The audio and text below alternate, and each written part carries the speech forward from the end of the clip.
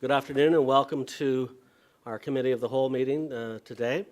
Madam Clerk, please, for the record, note that Mayor Hackson is absent with notice, and I will be taking part as acting mayor. Moving on to item B on the agenda, we have declaration of interest. Do we have anyone that would like to make a declaration of interest? Councillor Johns? Thank you, Mr. Chair. Items E3 and K1, I'm in conflict. My mom and my stepdad live in one of the few condominiums developments within EG, and as such, the decision would have a direct financial impact on them, so I'll be stepping back from that discussion. And then I just wanted to advise of my previous conflict on the downtown Mount Albert revitalization. There is an item that it could come up, in item I1. I will be chairing that session. If a discussion does ensue on that, then I will be stepping back. I'll turn it back over to you, but I just wanted to re-advise of that one. Okay. Thank you very much.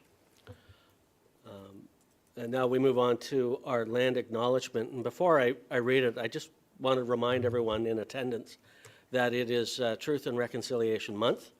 And I would ask those in attendance to reflect on and pay particular attention to the words in the land acknowledgement, and take time to reflect on what it means to us and to my colleagues in council, what it means to us in the business that we are acting on today. So with that, the town of East Gwillimbury recognizes and acknowledges the lands originally used and occupied by the First Peoples of the Williams Treaties, First Nations, and other Indigenous peoples. And on behalf of council, I thank them for sharing this land. We also acknowledge the Chippewas of Georgina Islands First Nation as EG's closest First Nation community, and recognize the unique relationship the Chippewas have with the lands and waters of this territory. They are the water protectors and environmental stewards of these lands, and we join them in these responsibilities. And moving on to item D, which is community announcements. And on behalf of Mayor Hackson and members of council, I want to thank all those who supported, organized, and participated in the annual Mayor and Council Charity Golf Tournament. It was a great day, and all the proceeds were directed to the Youth and Community Initiatives Fund. And the focus of this fund is to provide financial assistance to EG families in need so that their children can participate in recreation programs. A sincere thanks to and appreciation to all those who took part. I would ask other members of council if they have any community announcements. Councillor Leahy, please go ahead. Thank you very much, through you, Mr. Chair. There are several activities taking place. The Active Transportation and Trails Master Plan Open House will be taking place on Thursday, September the 21st at the Mount Albert Community Centre between 5 p.m. and 8 p.m., as well as this coming Saturday, September the 23rd, is Fire Prevention Open House at the Queensville Fire Station between 9 a.m. and 3 p.m., and there's an opportunity for fun and educational activities for the community there. As well as my favorite event is coming up at the end of September. On September 30th, the Farm to Fork event will take place between 9 a.m. and 4 p.m. You can purchase tickets at the Sharon Temple as well as online prior to the event, and you get to shop local at all the farms in preparation for Thanksgiving. And so it's a great way to show support for economically to our farmers in our community. So I hope to see you all out at the Farm to Fork tour on Saturday, September the 30th. Thank you. Thank you, Councillor Leahy. Are there any other announcements? Seeing none, we will move ahead to our deputations. And I think we have a few today. And I would just remind that those deputations that we have on the agenda, we thank you for being here and remind you that you are limited to 5 minutes. So please try and keep it as tight as you can. And of course, recognize all the good rules of decorum. Are we, Madam Clerk, are we good to go ahead with our first deputation? Through Mr. Chair, just an advisement that the first deputation, which is Brad Rogers on behalf of the Groundswell Urban Planners, has requested to withdraw this particular deputation. So if you like, we can proceed with item E2 as your first deputation for today's meeting. That's fine. We'll go ahead. Then we have Brent-Harris on behalf of Rice Group making a deputation to the committee regarding item H4, Development Services Report. Ms. Brent-Harris? Yes. Thank you. Welcome. Thank you, Mr. Chair. Please proceed. Thank you. Good afternoon, Mr. Chair, members of council, staff, and members of the public. My name is Yannick Brent-Harris, the Land Development Coordinator at Rice Group, representing the ownership of GL West Preferred GP Inc. I'm here this afternoon to speak to the Development Services Report 2023-41 regarding the recommendation for approval of our site plan application and the Harry Walker Parkway extension north of Green Lane East. Also here with me today is Arti Thaya and Michael Mendez from Rice Group. We'd like to convey our appreciation to staff for their review of our applications and the recommendation report before the committee today. Thanks to the members of the committee for the opportunity to provide this upcoming presentation about our proposed development situated at 1656 Green Lane East, hereafter referred to as Green Lane West. Next slide, please. Today's presentation will outline the site context, the site plan and characteristics, the project schedule, as well as the expected socioeconomic and environmental benefits for the town of East Gwillimbury. Next slide, please. Green Lane West is a 7.7 hectare employment general zone site located at the northwest corner of Highway 44 and Green Lane East. The site is bounded by Highway 44 to the east and employment lands to the north, south, and Leslie Street to the far west. Our objective with this site is to develop a multi-tenant industrial building with a total GFA of approximately 330,000 square feet of functional space.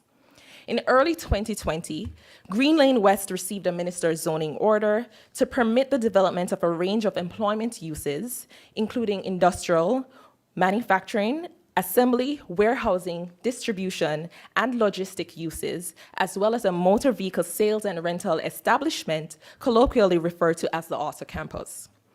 Due to the negative economic impacts of the pandemic on the automotive sector, the stakeholder associated with the proposed Auto Campus had to reevaluate the model previously presented to council. This prompted Rice Group to work closely with staff and our team of experts to restructure the initial proposal in order to remain aligned with the uses permitted in the MZO while meeting the surge of required distribution and manufacturing uses required by local market demands. Nonetheless, the stakeholder will provide council with a revised proposal for the Auto Campus west of Harry Walker Parkway in the near future. Next slide, please. Throughout the process, we have worked extensively with staff on the alignment of the extension of Harry Walker Parkway and its connection to the proposed east-west collector from Leslie Street.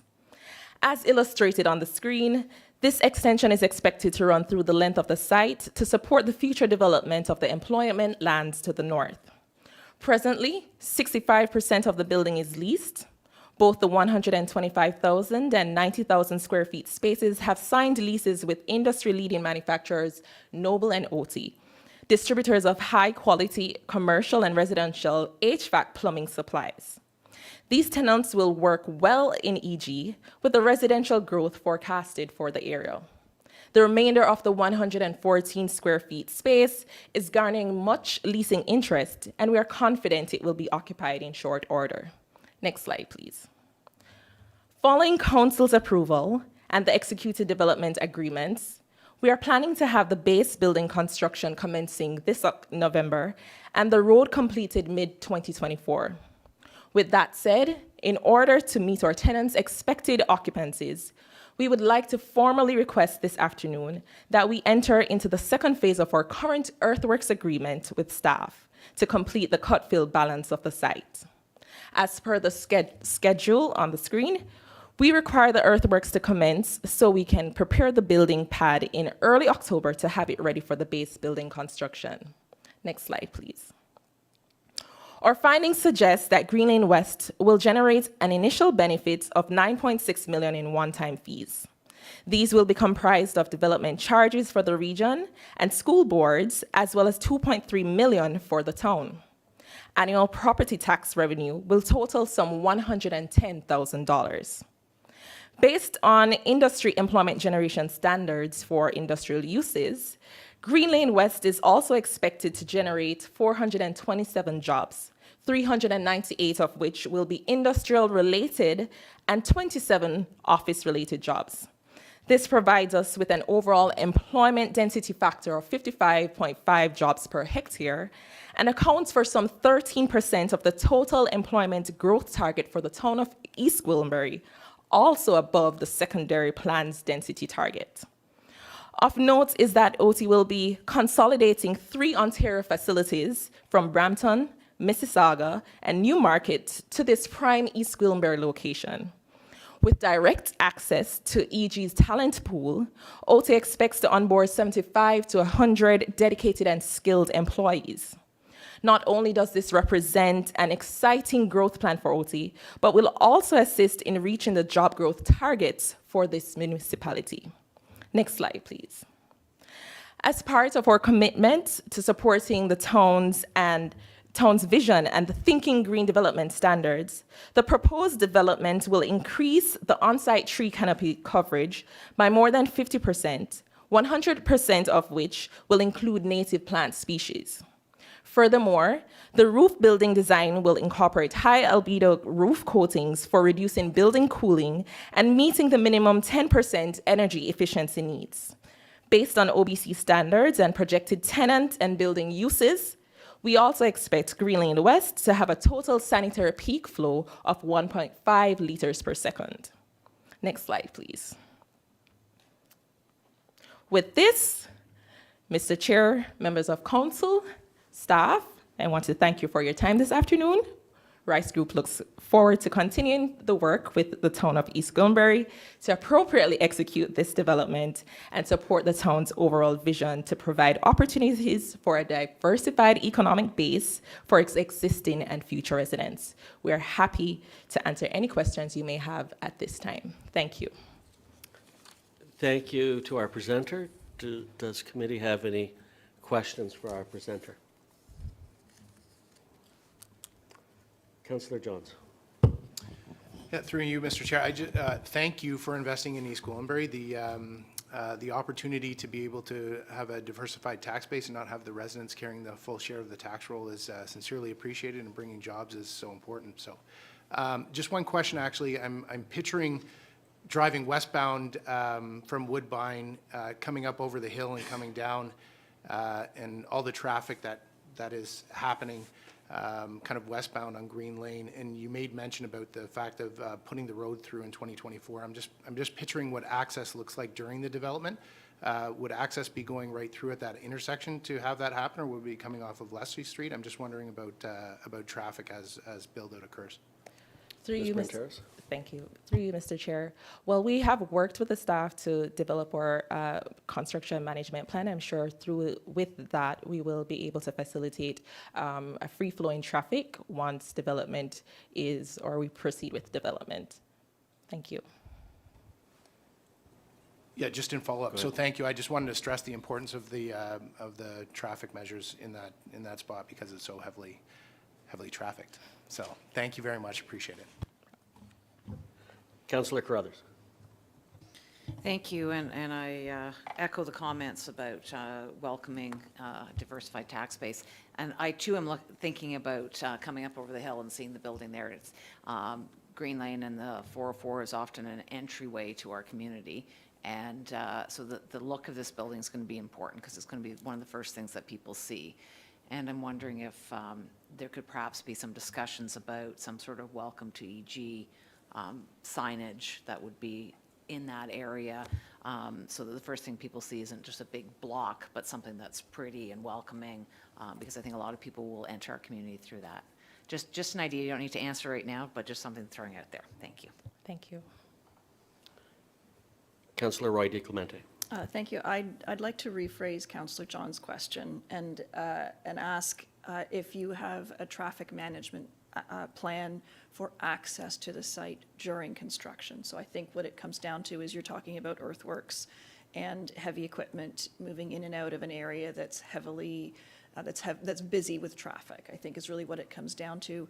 We have a daycare that is trying to open off Leslie Street, so obviously I don't think that would be your most ideal access point. So it sounds to me like logistically you're going to need to use Green Lane, and I think that's, I'm not hoping not to be putting words into Councillor John's mouth, but that was certainly my question, was the access and how you were planning to manage that. Sure. Through you, Mr. Chair. Well, the specifics of the traffic management plan will be worked out further with staff. I know with our group, Rice Group, we're always committed to ensuring that we work with the town or the municipality to ensure that we're meeting all the requirements. So if there's an issue or the specifics of the traffic management plan needs to be worked out, we will have further discussions with staff on that.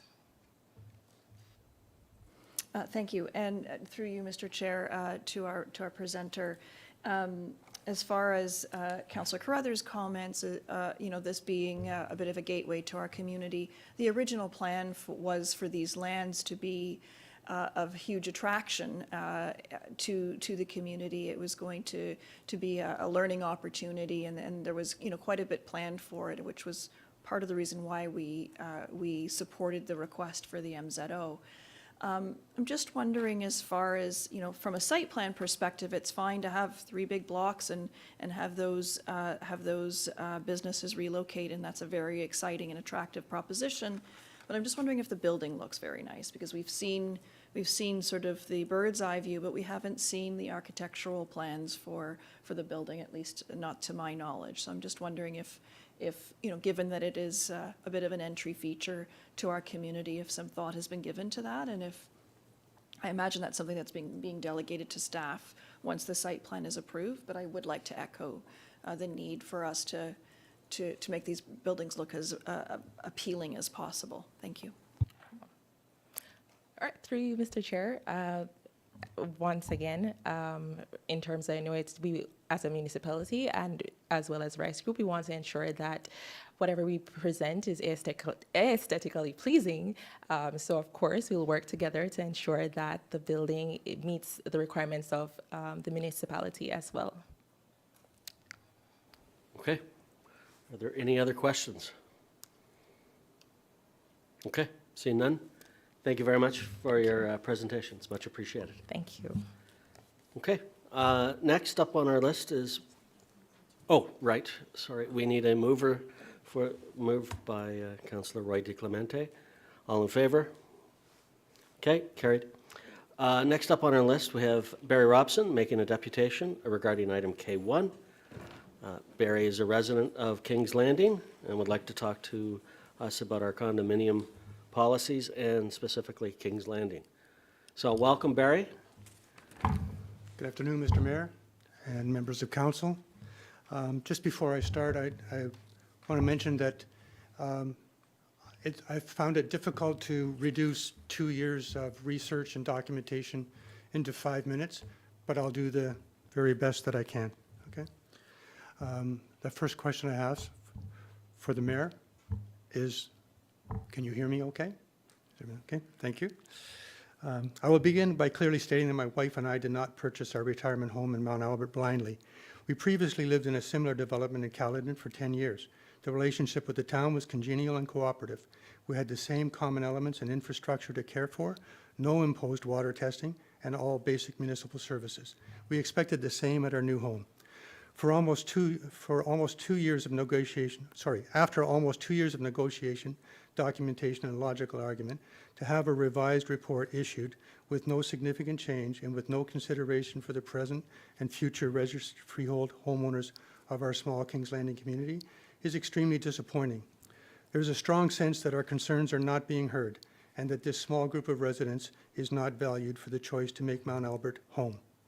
When we met with then CAO Webster to discuss the summative argument, his closing statement was, "I do not understand why admin is so reluctant to take this on. I will look into it."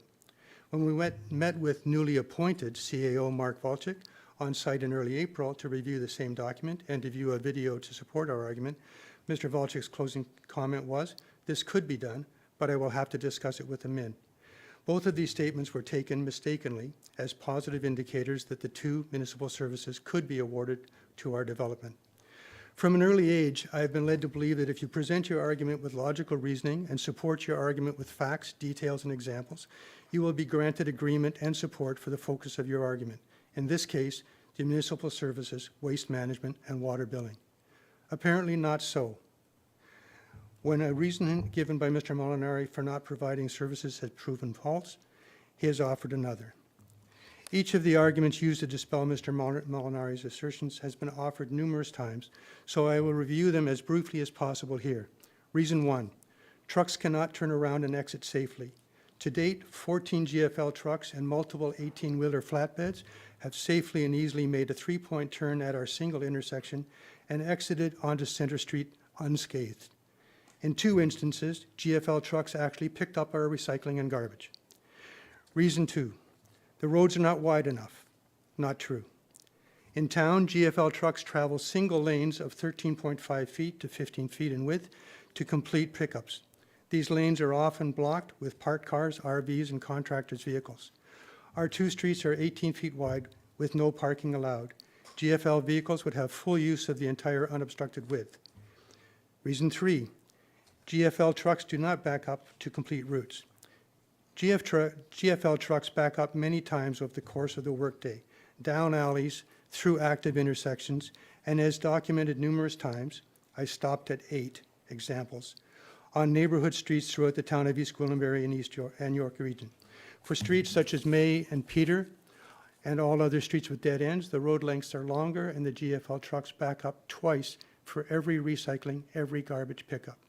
Our 2 short streets can be serviced with a single pass, as all organics, recycling, and garbage containers will be placed on the right side of the road for safe, easy access. I've taken a video of a GFL truck backing up on East Street in Holland Landing to complete its rounds. It is my hope that the video can be shown to support this argument. Reason 4, legacy streets. The streets with dead ends are only serviced by GFL because they have been in the past. No. I was able to find and take photos of a recent street development serviced by GFL in Newmarket. The trucks actually back in off Leslie, a very busy 4-lane street. With the full width of our 2 streets, a shorter distance to back up, and the convenience of a single pass for pickup purposes, our situation is actually safer than any other dead-end street now being offered GFL services. In terms of water billing, Mr. Molinari has always claimed there is a safety liability issue. There is not. Currently, the vehicle used to take meter readings would just travel along Center Street and not even enter our development. With the new antenna placed on the northeast water tower, all readings would be completed easily. We would have to negotiate the removal of the current meters and the installation of the town's meters. This will not be difficult, and the elimination of third-party services charges will be significant now and for the future. Once installed, the meters would be serviced within the development. To be frank, the decision to allow change rests totally with Mr. Molinari. We have the support of some members of council. The rest may not have been made aware of the issues and as a result may be completely indifferent. The rest of the admin staff is totally unaware of the issues and probably could care less. But if Mr. Molinari were to review the arguments, support documents and proofs, and decide that these 2 basic services could be done safely with minimal impact on the town, it would be done. It would be done without question and in a timely manner. The services and the current excess costs for King's Landing rest in his hands. September 30th, 2023 will be the end of our 4th fiscal year. We are over $80,000 in extra cost imposed by the town administrative team. This number is about to reach the $100,000 mark and will continue to rise. Annual waste management through a third-party lawn maintenance company is just over $18,000 and rising. The owner of this company could decide that he doesn't want to be bothered with our contract at any time. A very tenuous situation. GFL has a monopoly on the northern 6, so there are no other options for curbside pickup. Water billing service charges are costing us $264 per household, and that cost has risen each year. Each registered freehold homeowner is paying out over $850 extra annually in waste management fees and water billing charges. All this could have been prevented in the early stages. We have been paying and will continue to pay full municipal taxes. We would appreciate more value for our money. If things continue as is, King's Landing will be the only townhouse community in Mount Albert, East Gwillimbury, York Region, and possibly the province that does not offer these 2 basic municipal services. Of the 4 common element condominiums either built, under construction, or in the planning stage, ours would be the only one without GFL waste management services. CEO Valchik has stated in conversation that the plan and permits for this development should never have been passed as is, but they were, and now the present and future homeowners of Kings Landing are literally paying the price. Many of our residents are retirees. Some have lived in and around Mount Albert for most of their lives. But Barry, I'm sorry to interrupt, but we're at the 7-minute mark. 7 minutes? I'm being generous. Can you wrap her up pretty quick? One. Okay, let her rip. Thank you. Sorry, speed reading at home, I got it done in 6, sorry. Many of our residents are retirees. Some have lived in and around Mount Albert for most of their lives. Many still do not understand how they got into the mess they are in. They do not understand the various clauses and concessions which were built into the purchase agreement by the builder's lawyer under the direction of the town's admin team. They bought an upscale home in a pretty little town in the belief that the town planners would act in good faith to protect their interests. The homeowners of Kings Landing simply expected to be treated in a respectful manner and to receive the exceptional service which are the stated goals with the town's strategic plan. The present situation for the Kings Landing residents is simply not right. Status quo is not good enough, and work needs to be done so that these two services may be granted to the homeowners of Kings Landing. Thank you for your extended time and attention. Thank you, Barry. Madam Clerk, I understand there was a video as well. Has everyone in council seen the video? Do we, what's council's pleasure? Do we want to see the video again? No? I think we're, if it's all right with you, Barry, I think we've all seen the video, so on council, unless you would like the audience to see it. Okay. Yes, no? Okay, go, let's just play a quick. Through Mr. Snippet Chair, of just it. bear with us for a moment as Deputy Welcome is going to share that. One moment, please.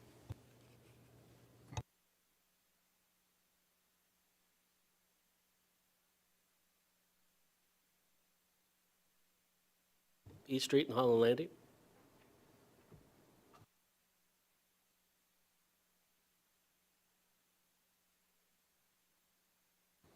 It's not often we have audio-visual. It appears that we're experiencing some issues. Just bear with us for a moment as we're trying to extract the video. While we're waiting, is there anyone in council that has any questions? I think I have an ability to share. Just one moment, please.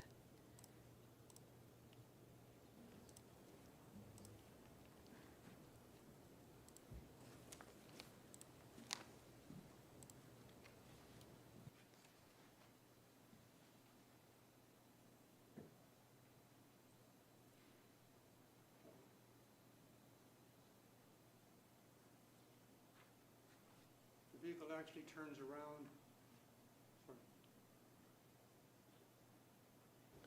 Barry, why don't you come up to the mic? Sorry, the reason the vehicle disappears, it actually turns around in a three-way live intersection and then backs back down the road.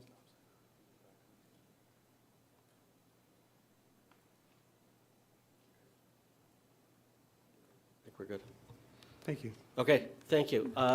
Any questions? Councillor Leahy, you have a question?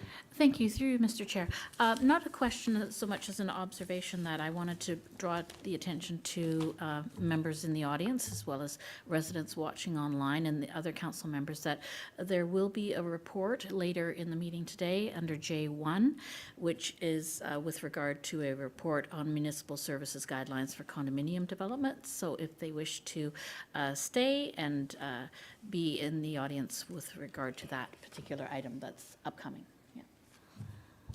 Thank you. Any other questions, comments? Okay. You were very thorough. Barry, thank you for your time in coming here and presenting on behalf of yourself and your community. Can I have a, thank you, may be seated. Can I have a mover for Mr. Robson's presentation? Councillor Carruthers, all in favor? Okay, it's carried.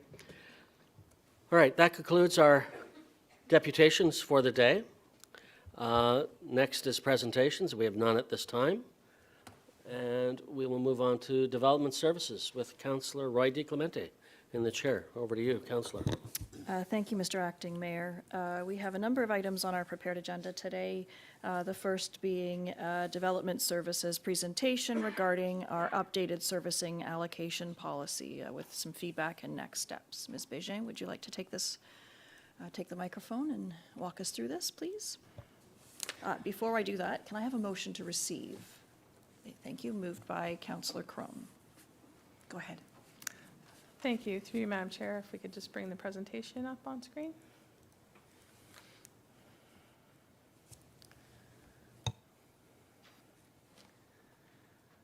So what I have attempted to do is, as we'll go through some of the material that you're going to see, you have seen before. We just wanted to make sure that the messaging was consistent as we move forward in these discussions. I've tried to assimilate and incorporate the feedback that we've been hearing with discussions with yourselves, with members of council, and with the development community as we go through, and staff as well, obviously. Next slide, please. So we'll speak a little bit about sort of the context and why we're looking at the allocation policy for the municipal reserve, talk about the feedback that we've received, review what the proposed approach that has sort of developed out of the feedback that we have received, speak to the evaluation criteria that was presented as part of an earlier, first sort of the introduction into this proposed updated policy, how this policy would be administered if in fact it was adopted, and then next steps in terms of being able to make some determinations and decisions with respect to the policy. Next slide, please. So the purpose, I won't spend a lot of time on this, as council is well aware, that the idea behind having an updated allocation policy was to deal with the allocation in the municipal reserve and to be able to give council a structure to be able to distribute that reserve, and in a way that best aligns with council's strategic priorities. Next slide, please. So just in terms of the timeline, we had the presentation back in April of this year where my colleague Carolyn Brown provided sort of an overview of a potential structure that would give both staff and members of council some consistency and clarity in terms of being able to compare and analyze various development proposals. In May, we met with the development community and discussed, sort of reiterated some of the points that were covered in that presentation, and discussed the objectives of the updated policy, and were able to get some feedback from the development community in terms of what they felt was important to be considered. Following that, we had a number of meetings with the individual ward councillors and with the mayor to sort of drill down and get a better understanding of what council felt was important to consider in creating this policy and being able to administer it going forward. Next slide, please. So again, this is, we are still working to refine the numbers in terms of allocation that has been assigned already and is attached to draft approvals, and what is remaining in the municipal allocation reserve.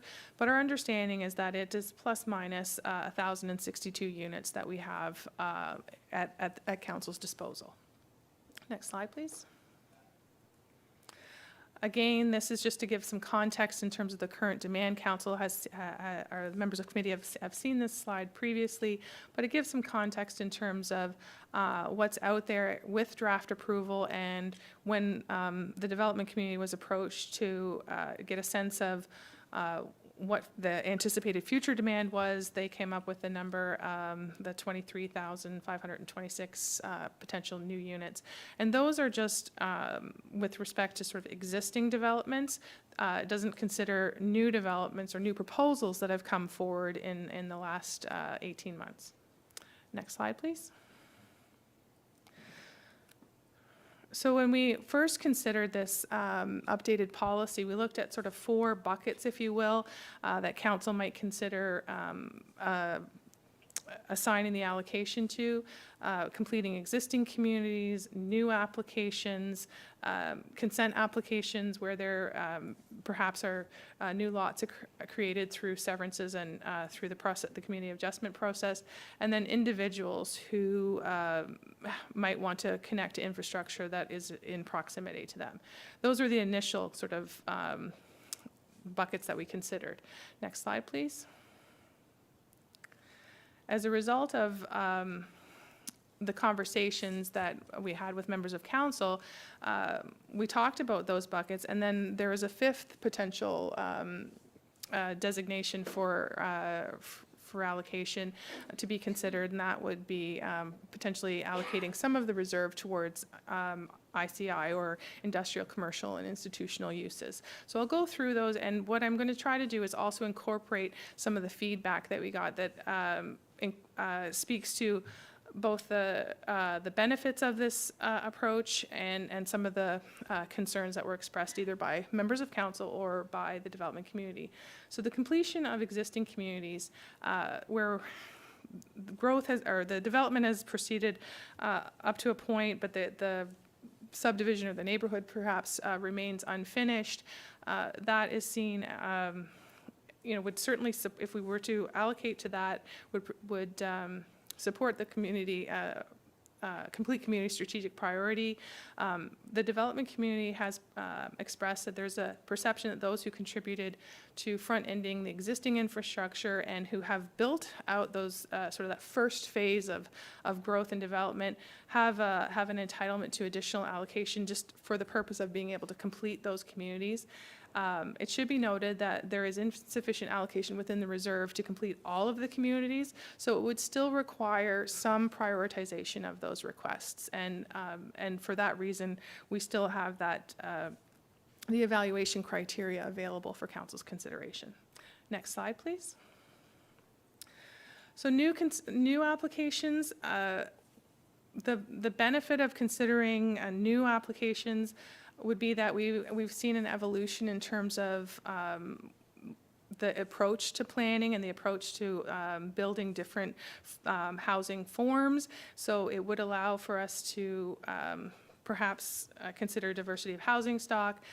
There is, in terms of the potential, sort of the negative perceptions, the existing development community in some cases has expressed that they see new applications as jumping the queue, if you will, because those folks have been here and historically started the growth. But so it's sort of a pro and con. The pro is the diversity of housing stock. The con being that we have existing developers who've contributed and want to be able to complete their work. Again, there's insufficient allocation within the reserve to be able to do all of the new applications that have come forward, and would certainly also require prioritization of requests. Next slide, please. Consent applications, I think this is the one where it's sort of a necessary to leave some portion of the reserve available. It's a small percentage, but we do need to be mindful of the new legislation that not only allows for accessory dwelling units, but it requires that they be tracked and that the allocation be assigned equivalent to an apartment unit. So there is, in the breakdown of the proposal, this is considered. Next slide, please. Individuals. I wanted to note that not all the infrastructure currently has the capacities to support additional connections. The new infrastructure that has just been installed along Mount Albert Road is a great example where it can support the ICI uses, but there's not enough capacity downstream to be able to support municipal connections at this time. Another consideration is that while it may seem intuitive that, well, the pipe is going right by and it should be easy to connect, the cost of connection is typically much more significant than residents are typically aware of, into the hundreds of thousands in some cases to be able to make that connection. And there would still be an obligation to determine which connections were feasible and possible, and then prioritize within that structure. And next slide, please. So this is the new option that came out of discussions, and that was that we consider industrial, commercial, and institutional uses as a priority.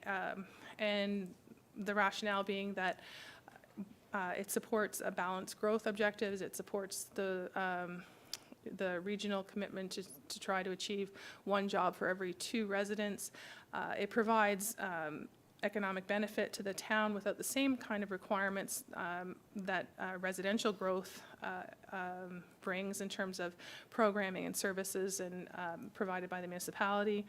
And it also helps to balance the sort of the residential commercial tax ratio to relieve the burden on residents to be able to fund the programs and services that the municipality offers. So it does achieve sort of the balanced economy objectives that council has discussed. Next slide, please. So if we were going to look at allocating some of the municipal reserve towards institutional, commercial, or industrial, commercial, or institutional uses, we know that we have some existing allocation for those uses, but given what's already in progress and what is sort of in the queue to be developed, we will very quickly exhaust what's available and get to a point where we're not able to accept any new employment-related uses, and obviously that is a cause for concern.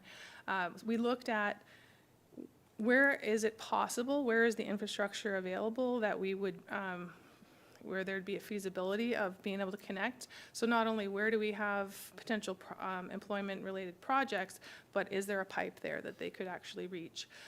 We looked at the known inquiries that we've received either through planning or through economic development, and where we have a strong likelihood of an ICI development. And then we analyzed sort of what the anticipated uses are. And it was a bit of sort of extrapolating based on some of the current uses that we had and some of the known investment projects, and sort of we looked at their flow rates to be able to come up with what we thought was a reasonable projection. If we built out to the maximum capacity of the existing infrastructure, what is the potential impact on, or what would be the potential demand for allocation? Next slide, please. So in doing that calculation, we used actually the project that we was discussed during the deputation, the 1656 Green Lane example, which is a mix of distribution and light manufacturing, and the total project that includes the northern portion is anticipated to generate sanitary flows of 5 liters per second. So again, just extrapolating from that, knowing the types of uses that have been proposed and the types of companies that are looking to locate here in East Gwillimbury, and where the infrastructure exists, we came up with a projection that of 300 cubic meters per day, or 400 single detached equivalent units of allocation. So what we're saying is that should council wish to prioritize ICI as an option, that we don't believe that, or we think that we would be able to support ICI projects in the absence of any new infrastructure coming online within the 400 single detached equivalent units. And once those are complete, the hope is that the York-Durham expansion would be progressing, and then we would have new allocation to offer to new employment uses as they come forward. Next slide, please. So there are some decision points for consideration by council in terms of those buckets. There were now the 5 potential considerations. What types of development would be eligible for allocation from the reserve, and then of those priority allocation or priority uses, how would they be evaluated and prioritized, where in recognizing that in most cases the demand exceeds available capacity. Next slide, please. So what we are proposing for council's consideration, and this is really just intended as a starting point for discussion, but was meant to be mindful of what we've heard both from members of council and from the development community, and try to basically have a breakdown that we feel is workable and sustainable.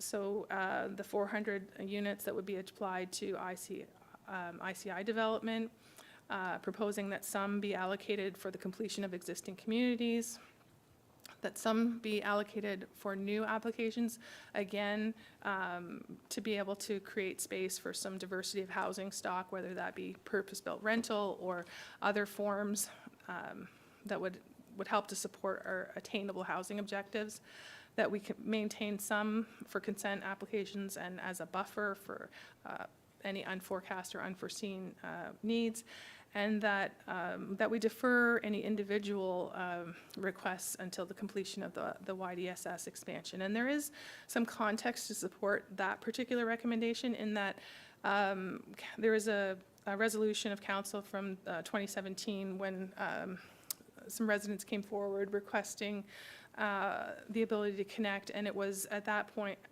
determined that was in reference to the Upper York system, but the conversation is the same, and it was determined that it made more sense to wait until we had the expanded infrastructure before we considered individual connections. Again, just a starting point for discussion, but wanted to start somewhere where the math worked. Next slide, please. So the draft evaluation framework that was proposed as part of the presentation earlier in the spring would give both staff and members of council sort of a consistent framework to be able to evaluate how the development sort of stacks up against what council's strategic priorities are in terms of environmental sustainability priorities, complete communities, all of the objectives that exist within the strategic plan. And the weighting, again, is right now we're starting with some proposed weighting criteria, but it's certainly up to council to adjust that where they feel that something is important enough that it requires a stronger weighting, or something is less important, that type of thing. Next slide, please. So within just this, I won't spend a lot of time on this because I know that this has been presented previously, but the proposed evaluation criteria would be, if it were to be used, the staff would be able to review the applications against that criteria, make recommendations to council based on their interpretation of how an application stacks up against that criteria, and then council can make that decision, again, referencing the criteria and considering some of the items listed below. Next slide, please. The criteria, again, this is sort of a refresh. It was built to consider efficient land use, sustainable development, the contribution to infrastructure and public facilities. Is there an economic development benefit? Does it support our housing affordability and attainability goals? And what are the community impacts and benefits? And what is the timing of the development? Is the development going to proceed and use the allocation in a timely manner? Next slide, please. I don't think we need to go through, unless members of committee wish, these proposed evaluation criteria were presented previously, and there's been no change. So I can just flip through these. If we just go through the slides, please. You can go next slide. Next slide. There's two more. And the next one, please. And next slide. Next slide.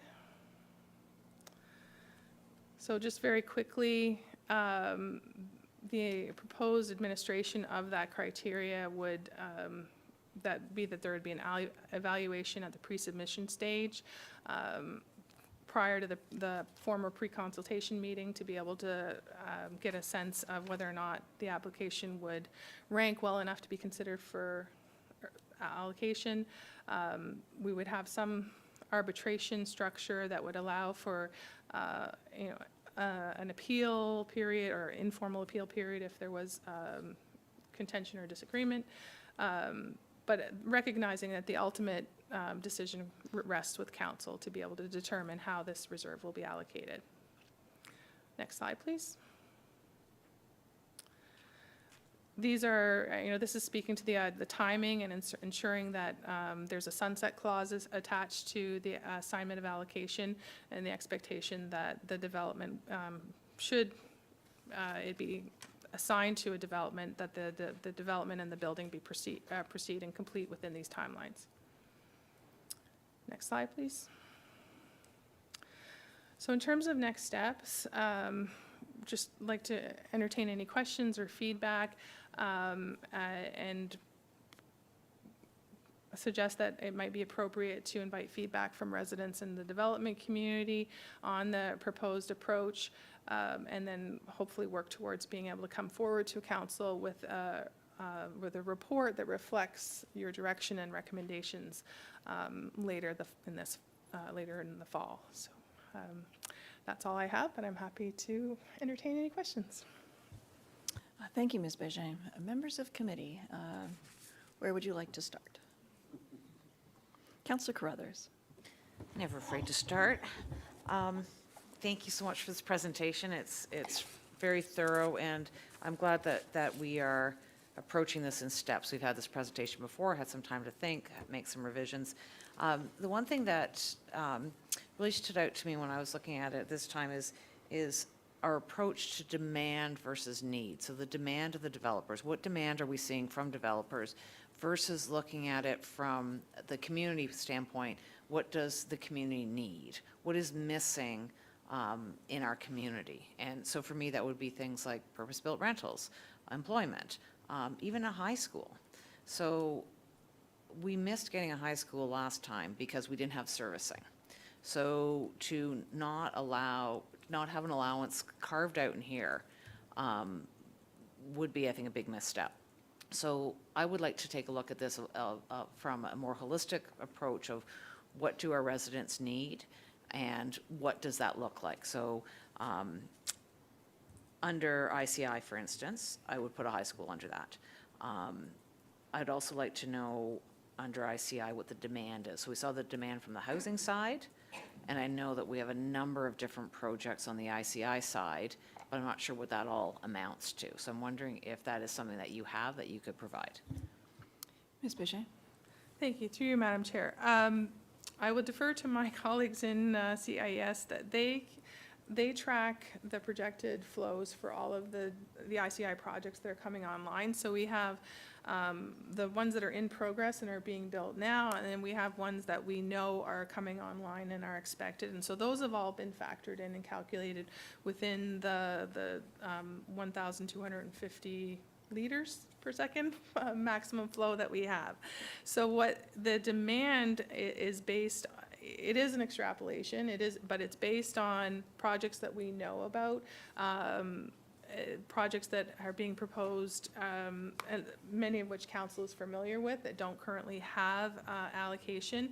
And we sort of looked at what is the proposed use, and some of them have done functional servicing reviews, but not all. And that's where we kind of had to sort of do a little bit of an estimate in terms of the use and comparable flow rates and what we anticipated.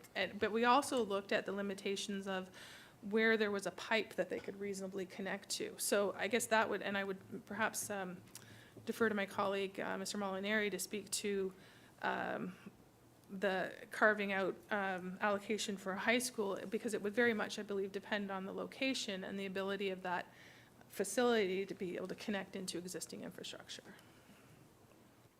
Please go ahead. Yeah, through you, Madam Chair. Certainly, that's exactly true. So depending on the location of the high school, we could certainly leave the high school use under the ICI section so that it's provided for, but location would certainly have an impact as to whether or not it was feasible to go in any particular location.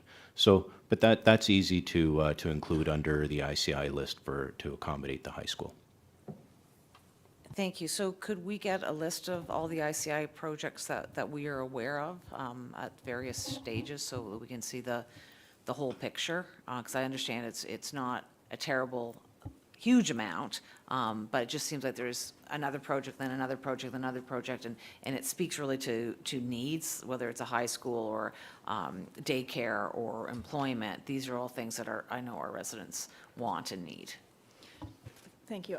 I know that the presentation does sort of note that that number that you gave was equivalent to about 3 Green Lane Easts. And I think part of the reason why we wanted to have this conversation and to incorporate ICI into our framework was because we wanted to be able to respond to those people who emerge and say, we'd like to be here.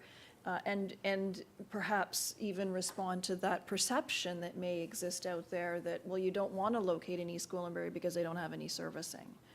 So I'm happy to hear your comments based on Councillor Carruthers' question. Thank you. Thank you. Through you, Madam Chair. We do know of some projects that have come forward and initiated the application process. So they were considered, if the location worked, they were considered.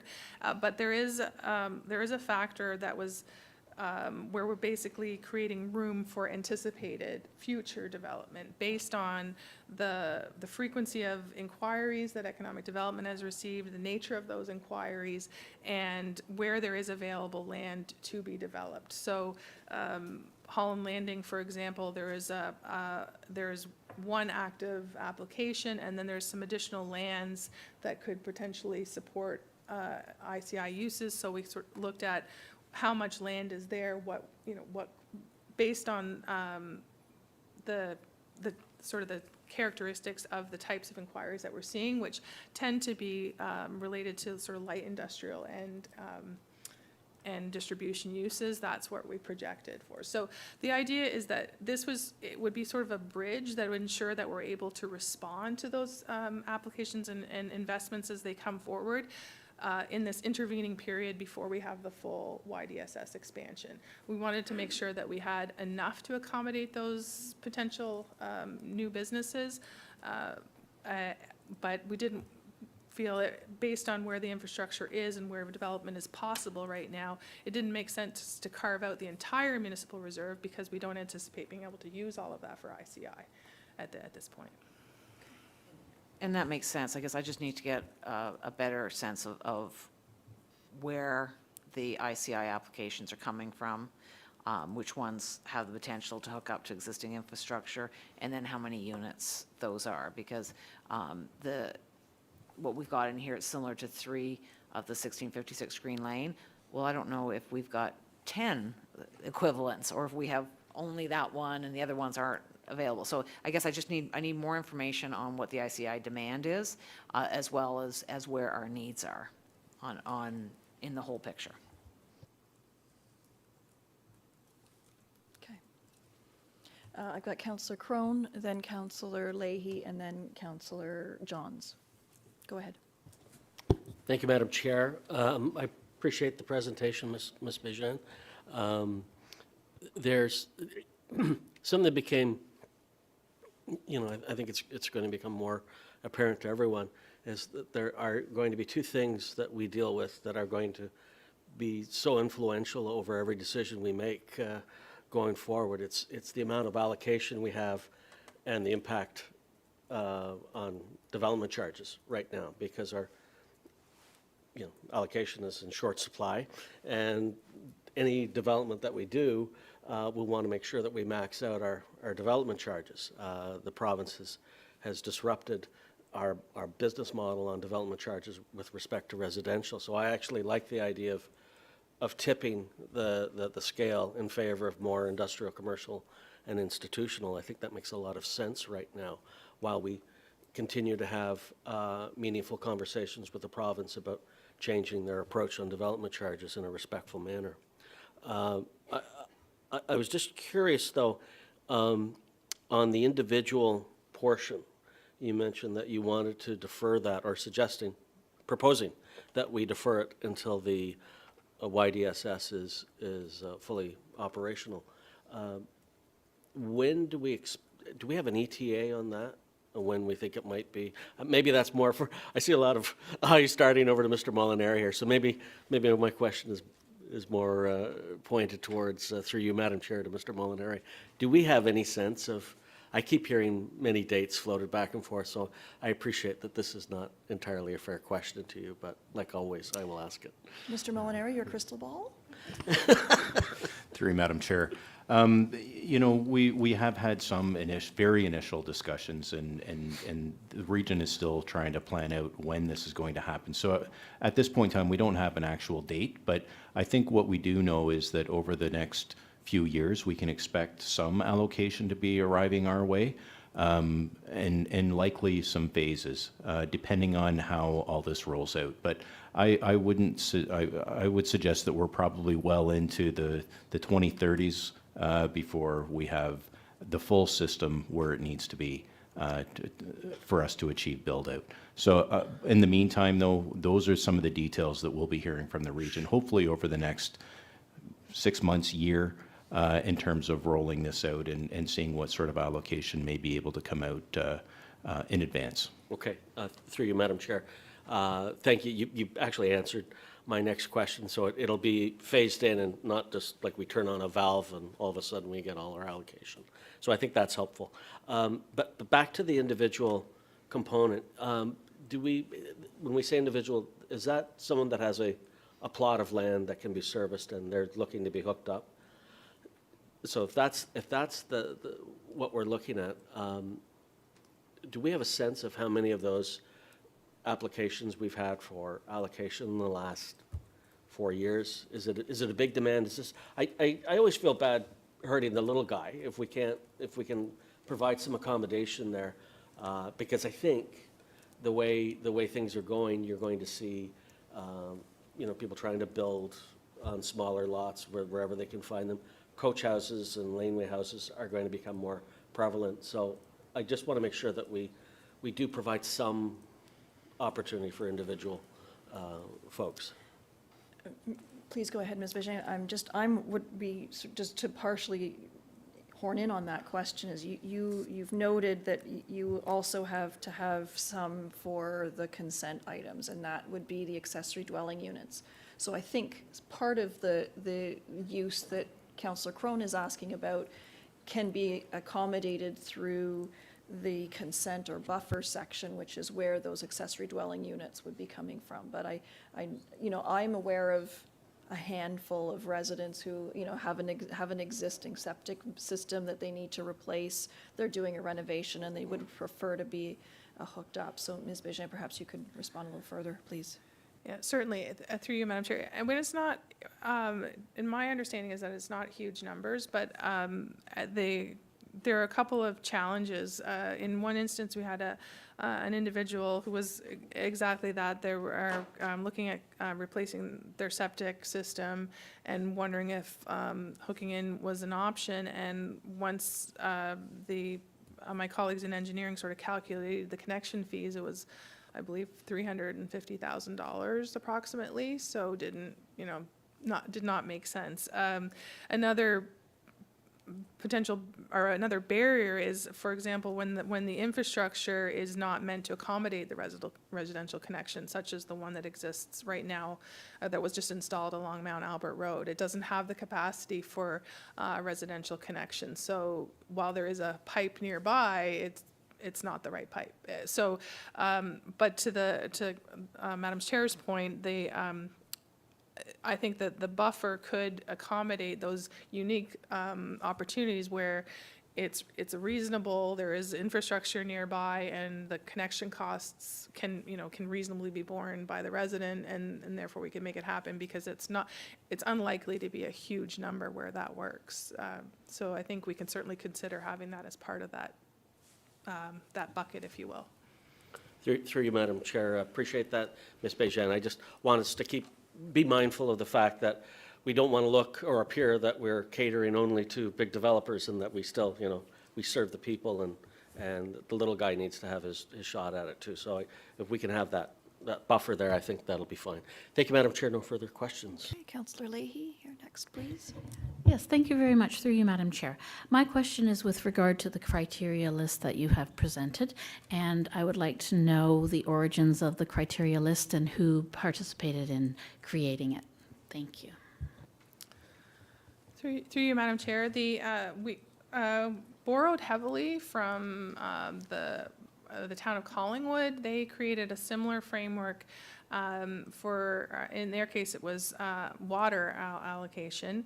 But, and then Carolyn Brown and the planning team worked on sort of taking that structure and trying to align it with the new strategic plan. So, borrowed from another municipality, and we've looked at similar structures in other municipalities, but the one that Collingwood had done sort of was most easily adapted to our strategic plan and priorities, and then staff was really staff that kind of married the strategic priorities with the structure of the evaluation criteria. So municipal best practices and staff expertise. That was a much more eloquent way of saying that. I have a follow-up Go ahead. question. Thank you very much with regard to the criteria list. Is there opportunities in the future to adapt and evolve the criteria list? My concern is that we need to build in some flexibility. On the one hand, you have presented the point that it is at council's absolute discretion how we make decisions about the sewage allocations, but at the same time, an opinion has been expressed that there's the possibility that there's a perception of jumping the queue, and yet we will need flexibility in the future to address all of the allocation issues, because there may be unique circumstances and situations and projects that would require flexibility. And my concern, which I don't think has been adequately addressed yet, is that if we follow this criteria list, that it could in fact impede decision makings when flexibility is required. Perhaps, Councillor Leahy, I think that's part of the reason why we're here and discussing this process. So how would you like the criteria to be amended? Do you have any suggestions? I would like to make the suggestion, Councillor Roy DeClementi, Madam Chair, that one of the other points in terms of next steps in the process is that we have a 30-day window for the public to provide feedback. And so I would like to actually ask that time window be extended because of all of the ongoing daily evolution of the process that we are being asked to go through by the province with regard to housing pledges. And I believe that the community needs more time to absorb all of the information that has been presented here today. And they might want to take a look at the criteria list and provide some feedback. So I am of the opinion that 30 days is not sufficient in terms of allowing the public as well as other councillors to provide feedback. Thank you. Ms. Bégin, did you care to comment? Well, just that I think it may be helpful just because the intention in creating the criteria was to, as closely as possible, align it to council's strategic priorities, which have been established through the strategic plan process. So if there is anything that is out of alignment, that's certainly up for discussion and can be adjusted. Council doesn't have to use that framework should they wish to. None of this is cast in stone. So it was really just intended to be a comparative analysis tool to be able to compare apples to apples and ultimately choose a development. Sorry. Choose a develop or choose to provide allocation. Maybe I'll just wait.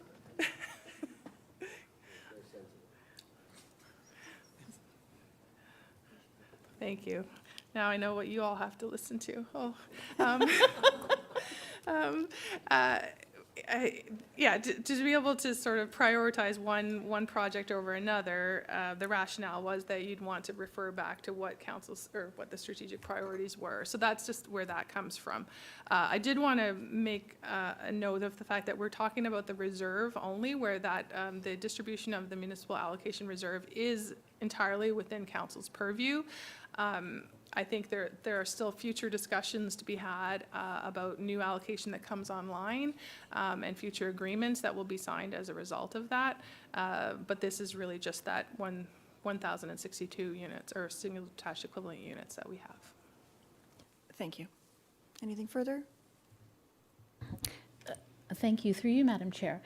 Would it be appropriate at this time then to make a friendly amendment with regard to the window of 30 days in terms of feedback? At this point, I think we still have folks who want to contribute to the discussion, and I'd like to hear, before we start to move on the resolution, let's hear from the rest of folks who wanted to speak. So, Councillor Johns, please go ahead. Yeah, thanks, Madam Chair. Through you, I just wanted to say thank you to General Manager Bégin for that efforts in putting that together. I think that you very much did hear the feedback that we were giving regarding ICI, and I like the layered approach that Councillor Carruthers talked about. Now that that's in front of us, it would be interesting to see where the conversation goes to allow for schools in specific and what these employment lands can look like and what kind of jobs it can bring. And so I just want to say thank you for that, and I like the comment that Councillor Carruthers made. I raised my hand previously to this item coming up, and then there were some other councillors speaking to it, but it was on the individuals. And I just wanted to provide a bit more context on that, not to drag out the conversation here, but just as a comment. I think that when we originally had this discussion, and I brought that forward, it was never intended to be onerous or something that would cause a bottleneck. It was, I think we need to put residents first in our thinking when we are moving forward. And I think that if we have existing residents, and it's not just, sometimes it might even be a desire that they're renovating. It could be the fact that there is a repair or replace needed on their existing system. And I think that I appreciate the comments made around the cost, but I think that it should be a market-driven decision as to whether they do that or not. So if they choose to, they can, and if they decide not to, well, then that's their decision. But boiling it all down, maybe that was pun intended, boiling that all down, I think we're only talking about a handful of people, and I think that even if it was 5 or 10 units that were a part of, let's say, the 110 that are sitting on the other silo, I would love to see that acknowledged so that that we as council can ensure that we have the ability to point to that, to make sure that that we are providing choice and opportunities and options, even if they do turn it down. And I think it's just I think it's important that we have that message that that we do need to be residents first, and we're conscious of that. So thank you, Madam Chair. Thank you. To Councillor Johns and Councillor Leahy's points, I think that, you know, the need for flexibility and to acknowledge that there may be an opportunity where we will want to be able to grant it, and having a policy that says, no, if you're existing, you don't get access, as Councillor Crone suggested, might be helpful. For me, I sort of had flagged that consent/buffer segment as, you know, at 110, understanding that when you have an accessory dwelling unit, it isn't a full unit. And so 110 is actually 220 apartments. And so that seemed like a lot to me. And so maybe rejigging some of those numbers, I personally would like to see more thrown over at the ICI side of the equation. I'm also mindful of the fact that to complete existing, you know, at 340 units, that's only 14% of our actual demand. And so I think it will, to Councillor John's pun battle, I'm going to say that will evaporate quickly. So from my perspective, I think that that's something that we need to be mindful of as well, is that these are really small things, but small numbers, but they do have the ability to dramatically impact the long-term health of our community. Councillor Foster, you haven't spoken. Did you have anything that you wanted to share? I got 4 points. They've all been touched on. All 4 points touched on. Good job, everybody. Okay, so at this point, we have a motion to receive the presentation. I'm going to entertain that motion, and I know that Councillor Leahy wanted to introduce some other thoughts as well. So, Councillor Crone, this was your motion that we move receipt of the presentation, and then we'll entertain a resolution to decide what next steps will be. So all those in favor of receiving the presentation? And that motion is carried. So before we move on the agenda, Councillor Leahy, you wanted to put something forward. Yes, thank you very much, Madam Chair. I would like to suggest that with regard to next steps, that we extend the window beyond 30 days and that we take into consideration some of the other moving parts going on provincially right now. We have our own deadline of October 16th to decide whether or not we're going to accept the housing pledge that has been presented to us. And so I would like to suggest that we extend the window to 60 days rather than 30 days in order to be able to take other factors into consideration. Members of staff, Ms. Bégin or Mr. Valchich, this draft allocation policy, we started this conversation in April. We've had our meetings in June. We've had quite a bit of time with this criteria as it is, as councillors. I know that the development community had its first stab at it in May. I believe the slide that shows next steps says you want to report back to us in November. What does that what does that revised timeline do to your work plans? Through you, Madam Chair, I believe it would probably, if we were to expand the feedback period, and I'm happy to take some direction in terms of if there's specific steps, whether it's a survey or another sort of public information session that council would like us to have. But I think then realistically, we're probably looking at coming forward in the new year with a policy for recommendation and for council's approval. Rather than November? Okay. So although it was couched as a comment, I'm wondering if it was more appropriately a motion that you've put on the floor, Councillor Leahy. Yes, I would like to see a change in terms of the window of opportunity for feedback. Okay, Thank so you. we have a motion on the floor directing staff to extend the consultation to 60 days from 30. Any discussion on the motion? All right, then I'll call the vote. All those in favor? Opposed? And that motion fails. Madam Clerk, does this mean that we revert back to what was presented in the presentation? Through you, Madam Chair, so the presentation has only been received, so Okay. it would require additional motion to carry out with the action of the next step slide. So Okay. I'm happy to entertain any All right. proposed motions. All right, so members of committee, may I have a motion from the floor that we, based on, I believe it's slide number 29 of 29 in the presentation, that we give staff direction to solicit feedback from a 30-day period and report back to us in November of 2023. Go ahead, Councillor Carruthers. Thank you.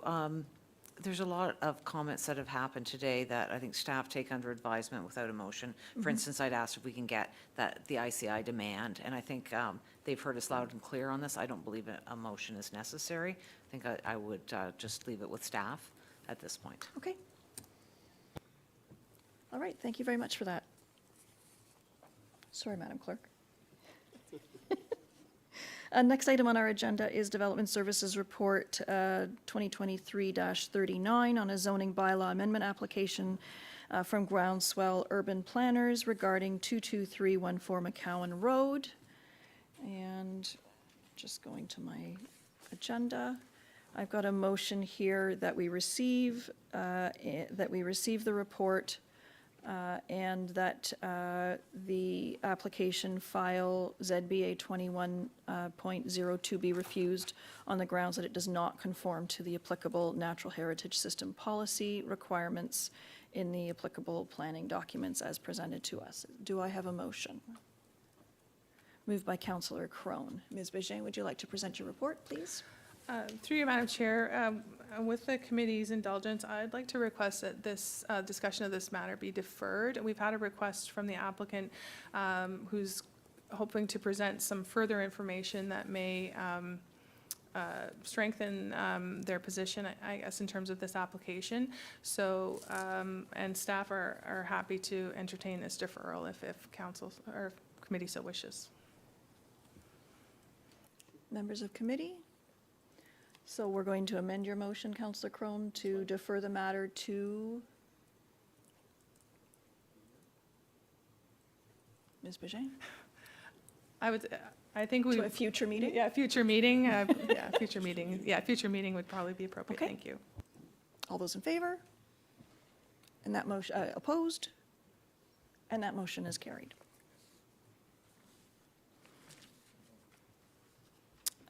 Next item on the agenda is Development Services Report DS 23-40, request to remove the property from the town's registry of cultural heritage properties, 19399 Yonge Street in Holland Landing. And I think we're just going to pause here as folks are exiting.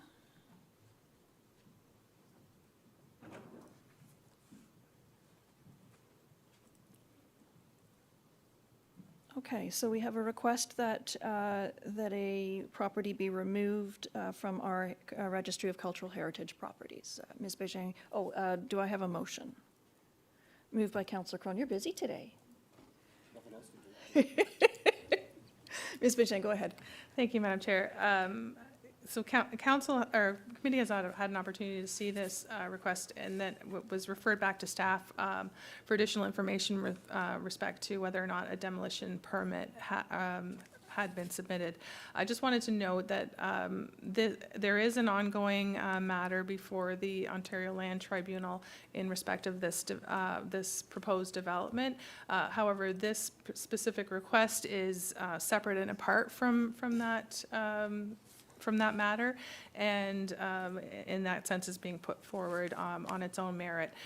So to answer the question about the demolition permit, there was an application made in February of this year, but it was deemed incomplete. The heritage removal or approval of the request for removal from the heritage list is applicable law for the building department, so they would not be able to issue a demolition permit until such time as the request to have this removed from the heritage list was granted. So it's a bit of a chicken and the egg. Okay. So we have a motion from Councillor Crone on the floor. Any discussion? Councillor Carruthers, please go ahead. So my fear with this is we have a site that's been boarded up with a chain link fence around it in downtown Holland Landing for years now. And I worry that this will become the same. And I'm wondering what sort of tools and levers we have at our disposal to ensure that we don't get a chain link fence put up around this and boarded up, and it sits that way for, who knows how long. I also think there's some overlap in some of my questions with regard to legal, and I'm wondering if it's appropriate to go into closed session. I don't know if there's other people who have comments, but I'll leave it with my first comment about what we can do to ensure that this doesn't end up boarded up. Ms. Bégin. Through you, Madam Chair, the same property standards bylaw that we have for all properties within the municipality is really our lever to be able to manage how this property is maintained.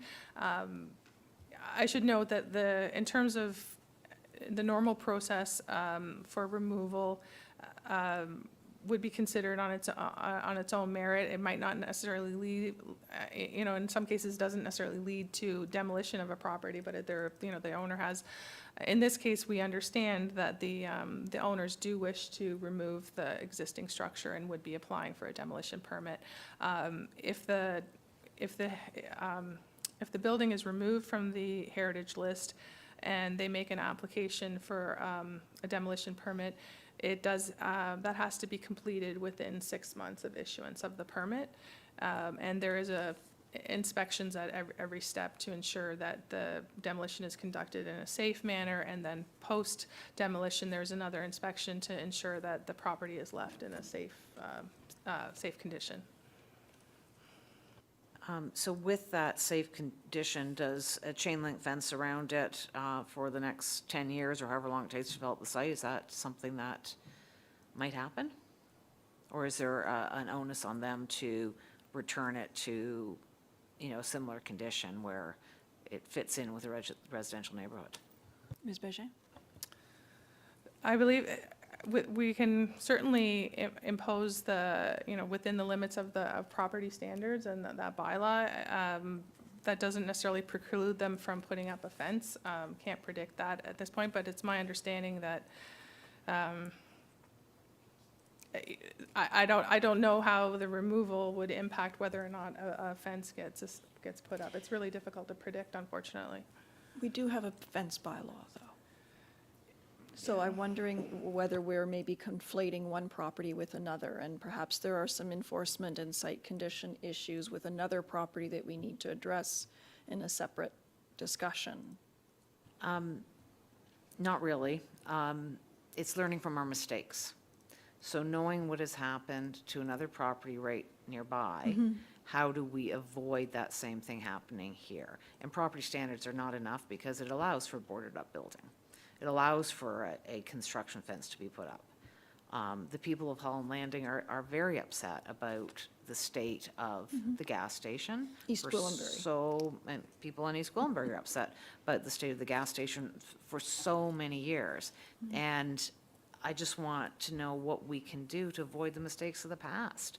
And I'm not really willing to remove this from the heritage list without knowing that it's not going to be another eyesore, become another eyesore. And I understand what you're saying, Ms. Pajan, about it's hard to tell one from the other and trying to keep these two things separate. And that's why I was asking that maybe we go into closed session. Councillor Johns, go ahead. Yeah, I have comments that I wish to make, but I don't feel comfortable in an open setting as it has to deal with a legal matter. Ms. Bégin? Through you, Madam Chair, I think it's important to remember, that the bylaws really exist, and we recognize that they'll never be sufficient to prevent any bad actors from non-compliance. That being said, property owners have rights, and we hope to enter into any sort of relationship with developers in a collaborative way and try to assume that we will be able to work to achieve, mutually satisfactory objectives. I don't think you can ultimately prevent anything until the development occurs, and we do have development applications on both properties that you've referenced, and so until those developments are ultimately complete and built out, we do rely on the goodwill and professionalism of the development community to maintain those properties. Councillor Johns? Just in follow-up, I said I don't feel comfortable making comment on this item because of a legal matter. I didn't give any indication of not working collaboratively. I'm not sure what I said in that statement that gave that response to me. Okay, so if I may, what I'm hearing is that we have a motion on the floor to go into closed session under the section of the Municipal Act that has us dealing with potential litigation or matters before administrative tribunals. Off the top of my head, Madam Clerk or Ms. Ingram? Through you, Madam Chair, and in addition, solicitor-client advice.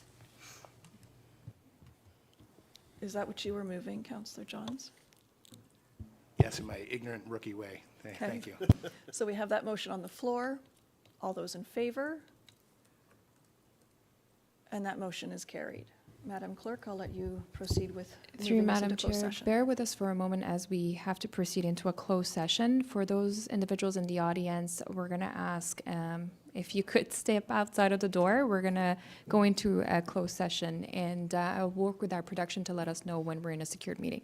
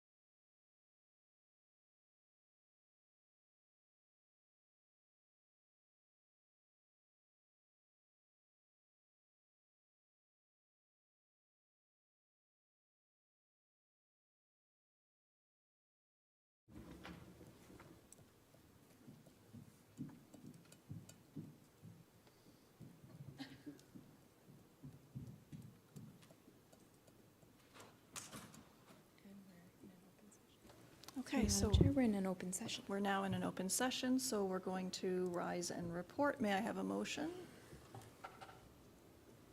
Moved by Councillor Crone. All those in favor? Yes, it's just rise and report. And that motion is carried. Okay. Everybody coming in the room looks refreshed, like they visited the washroom, they had a fresh cup of coffee. All right, members of committee, we have not yet dealt with item number 3, which has to do with the request to remove the property from the town's registry of cultural heritage properties at 19399 Yonge Street in Holland Landing. Committee, what is your pleasure? Councillor Carruthers. I would like to move that we defer this pending the upcoming municipal heritage strategy development. Okay. Any discussion? All those in favor? Opposed? That motion fails. I don't know if I saw your hand, Councillor Carruthers, Councillor Crone. You were opposed? Okay, so that motion fails.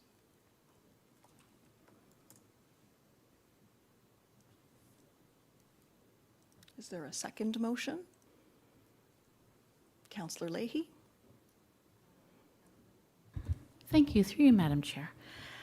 I would like to make a motion that we accept the resolution with a friendly With an amendment? amendment, Okay. yes, with a friendly amendment. yes. Madam Clerk, would you be able to put a resolution on the screen? Through you, Madam Chair, I'm just, we do have the original resolution that was proposed, so just bear with me for a moment as I, 1 second, I'm just going to pull it up onto the screen. So this particular motion has been Councillor Leahy, this is where you wanted to reiterate the expectation that the Yes. downtown core would be respected? Yes, absolutely, that the expectation suggested by the Heritage Committee be respected, and that be part of our expectations in the approval of this motion. Thank you.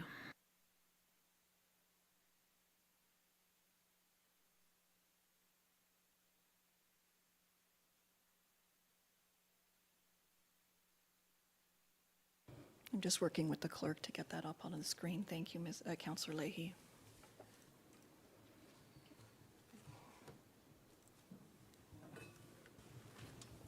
Through Madam Chair, I am going to bring forward the amendment that was introduced.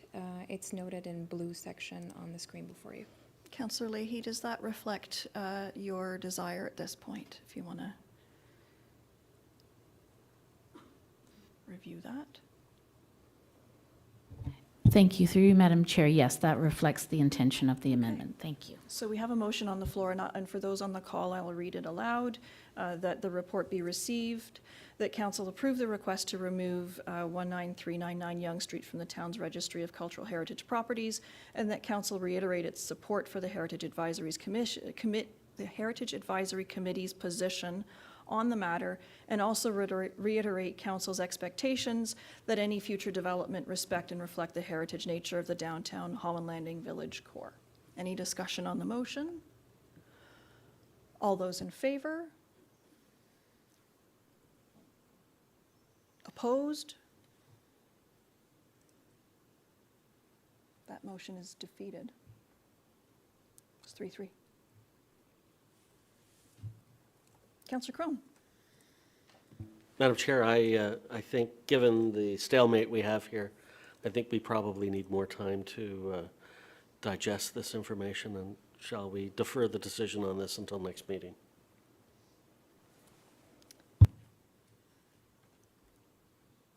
Members of committee? I've heard a motion from Councillor Crone that we defer the matter to the next meeting. Is that a meeting of committee or meeting of council? Meeting of committee. Okay. Any discussion on the motion? All those in favor? And that motion is carried.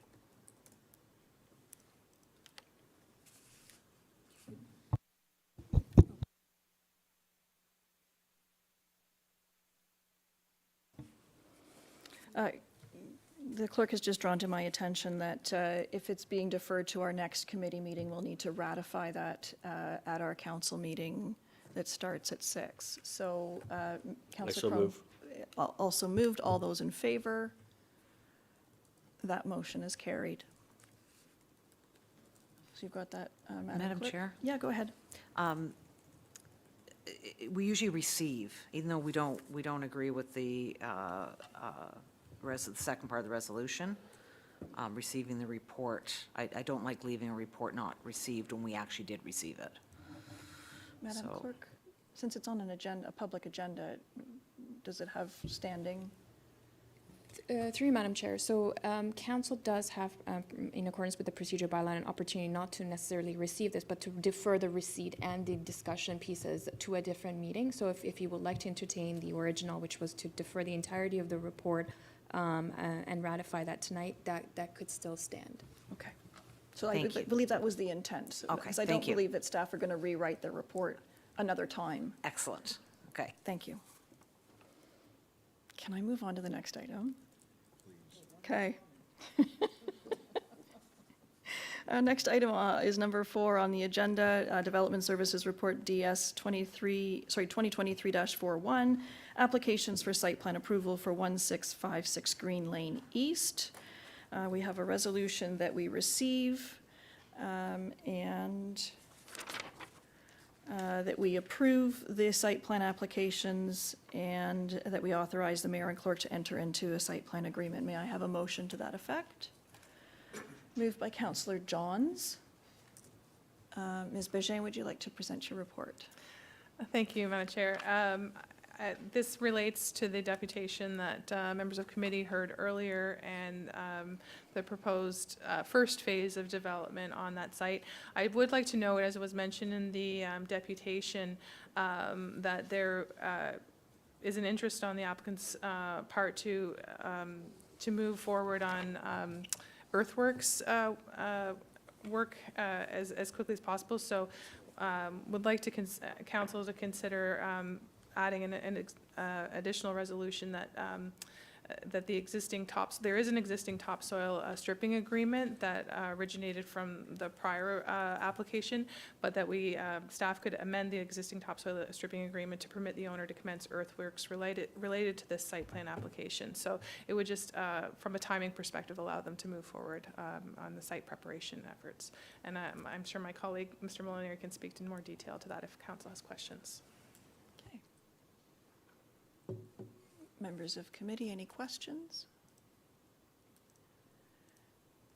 Mr. Molinari, did you want to comment a little bit on the earthworks agreement? I'm glad that I know we had one existing for the site and there were works done already. What needs to be amended? Through you, Madam Chair. Yeah, so there is an existing earthworks agreement for that general area, and the works that are being done now, there's site preparation that has to be done to facilitate the new proposal that's before us. So this earthworks agreement amendment would provide for whatever earthworks works are required to accommodate the new application. Thank you. Councillor Johns, please go ahead. Yeah, I'm happy to move the motion along with the amendment of the earthworks agreement. May I make a suggestion, Councillor Johns, that the earthworks agreement be approved pending staff's support of the traffic management plan? Because I think if you're going to be bringing heavy equipment into the site, I'd like Mr. Molinari's team to be comfortable that the traffic is going to be managed effectively, because that's a very, very busy stretch of road. Is that okay? He's nodding yes, I say yes. Okay. All right, any further discussion? All right, all those in favor? And that motion is carried. Last item on our agenda today is a development services memorandum regarding a municipal heritage strategy development. Ms. Bégin? Thank you, Madam Chair. Your microphone, please. Sorry about that. Thank you, Madam Chair. Yes, so further to council's direction or discussion on heritage matters, we're proposing that comprehensive heritage strategy that looks not only just at the heritage list, which has been the topic of much discussion, but a more of a holistic overview in terms of how do we achieve council's strategic objectives with respect to heritage conservation, education, preservation going forward. So this memo is to essentially inform council that there is a budget request going forward, and the proposed scope is outlined in the memo before you, but certainly open to discussion if there are other items that council would like to see included. Council will certainly have an opportunity to comment on the further refinement of the scope should they approve the project, and as we go forward and go out with a request for proposal, etc. Okay. I did not ask for a mover, so Councillor Crone would like to move that. Any questions for Ms. Bégin? Go ahead, Councillor Crone. Thank you, Madam Chair. I just want to express my support for this. I appreciate staff hearing anytime we've had a house come up to us asking to be taken off the heritage list. We always sing that refrain of, and so thank you for listening and responding. I think this will go a long way to helping us as we navigate these issues in the future. That's all, Madam Chair. Okay, thank you. So seeing no further discussion, may I have a vote on the matter? Moved by Councillor Crone. All those in favor? And that motion is carried. That brings us to the end of our prepared agenda under Development Services. Do members of committee have anything to raise under this area? Councillor Crone, go ahead. Thank you, Madam Chair. I just wanted to raise a concern that I think maybe I'll throw it in your laps to look at. I've noticed, and I think my ward mate, Councillor Leahy, will back me up on this. We've had some issues with short-term rental properties. They're becoming problematic for bylaws. We've had conversations with the members of the economic development team. There may be an opportunity for us to explore a short-term rental policy bylaw where not only could it be a revenue source, but it could also maybe give us a few more belts and braces with dealing with,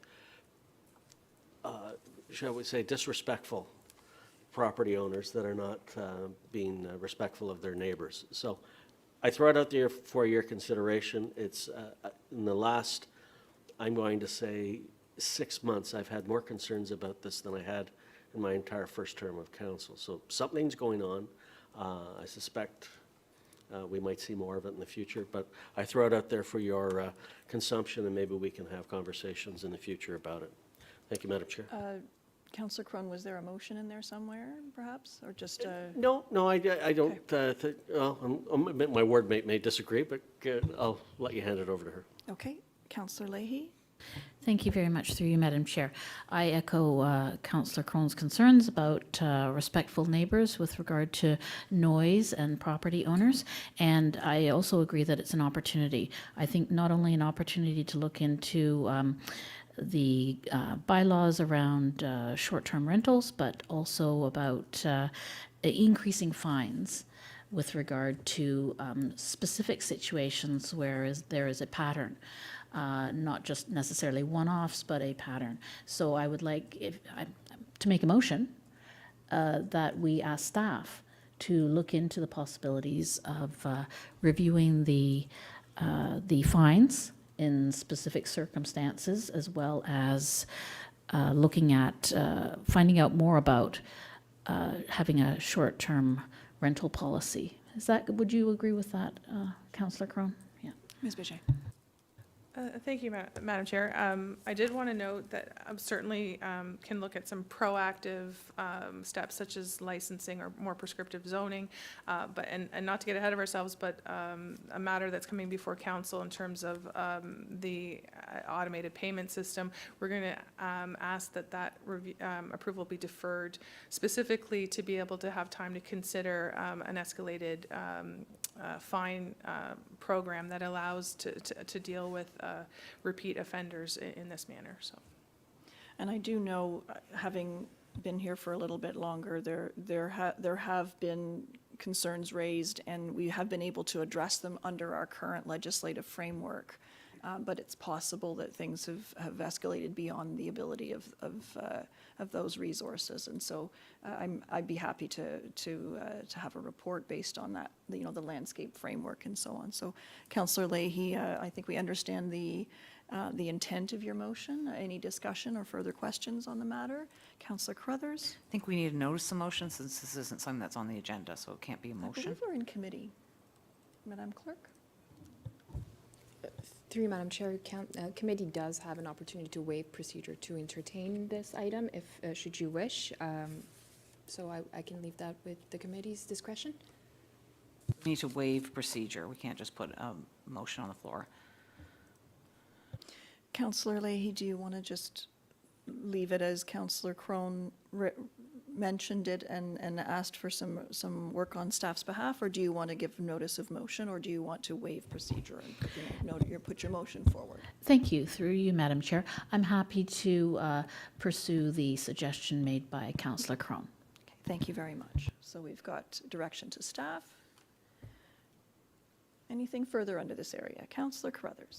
It came up earlier about the future high school site being contingent on it being someplace where we can hook up. And I would just like to ask that staff consider meeting with the school board to find out where we're at with that process. I know they have at least 3 potential sites. I think we're still a number of years away. But I know from having sat on the school board for a long time, once they get going on one particular site, it doesn't really matter what the municipality says later. We've also talked in the past about some sort of shared partnership, perhaps something like a theater. So I would think that that's something that maybe staff would like to report back on. I'm not sure if we need a motion to direct staff, but I'm happy to make a notice of motion on that. But I more want to hear back from staff on where they're at with this. Mr. Valchich. Madam Chair, I'm unclear if any of the department heads are actively having those discussions with school boards right now. So it doesn't look, so what we certainly could do is we could initiate a cross-departmental small team, because this would involve likely Mr. Molinari, Ms. Bejan, probably Mr. Karmazin as well, in terms of some of the other amenities that we might want to think about in terms of partnership. So certainly we could initiate some sort of discussion with the appropriate school board staff and then report back to council at a future meeting in terms of the results of that Thank you. conversation. Thank you. I think the timing is right for something like that. Thank you. Would you like a resolution on that, or is the direction fine? The direction's fine, Madam Chair, but certainly a resolution's fine as well. But given the discussion that we've just had, I think the direction is clear. Yes, direction is fine. Thank you. Thank you very much. Okay, anybody else want to raise something? Ms. Bejan, do you have anything further to bring forward? Nothing further at this time. Thank you. Mr. Acting Mayor, I will turn the chair back to you with a request that we have a short recess.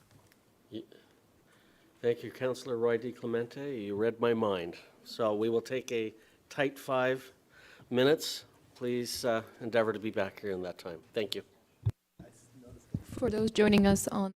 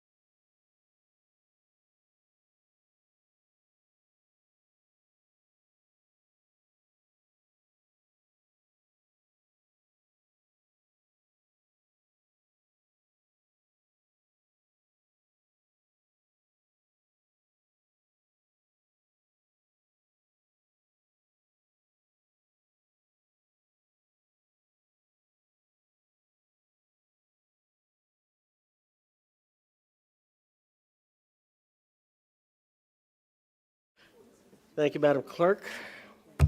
We are live, and we are on item H with Finance with Councillor Johns in the chair. Over to you, Councillor Johns.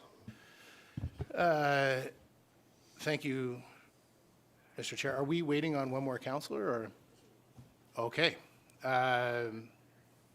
Okay. With that, we have one item on the finance doc today. It's a finance presentation, 2023 mid-year financial overview, and it is, I'm just looking for a mover. Councillor Leahy is moving that. Thank you, Councillor Leahy. Mr. Marshall, over to you. Thank you, Mr. Chair. Members of committee, I'm here today with the Director of Finance and Deputy Treasurer Valerie Adema, and together we're going to provide you with a brief overview of our financial position as of mid-year, which is June 30th, 2023. Next slide, please.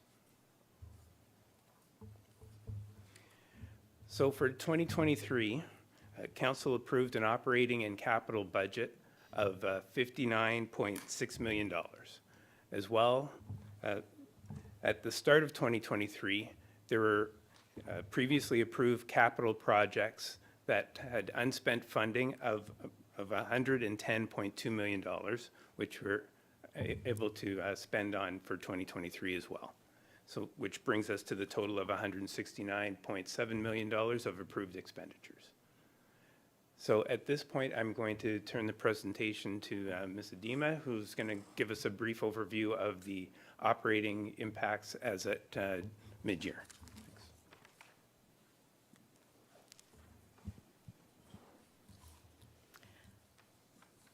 My notes say good morning, good afternoon, members of committee, maybe good evening.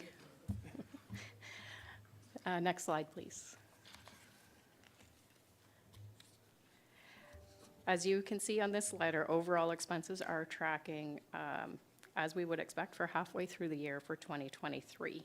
Our annual budgeted expenditures are $45 million, and we are currently sitting at $21 million for mid-year for all of our operating expenditures. In our tax-supported areas, there are no areas that have large variances, but a few areas that we are monitoring closely. Salaries and benefits make up approximately 74% of our tax-supported expenditures. This area is tracking below half of the annual budget. The gapping is related to current staff vacancies. However, as these positions are being currently filled, we don't expect to see this trend continue into 2024.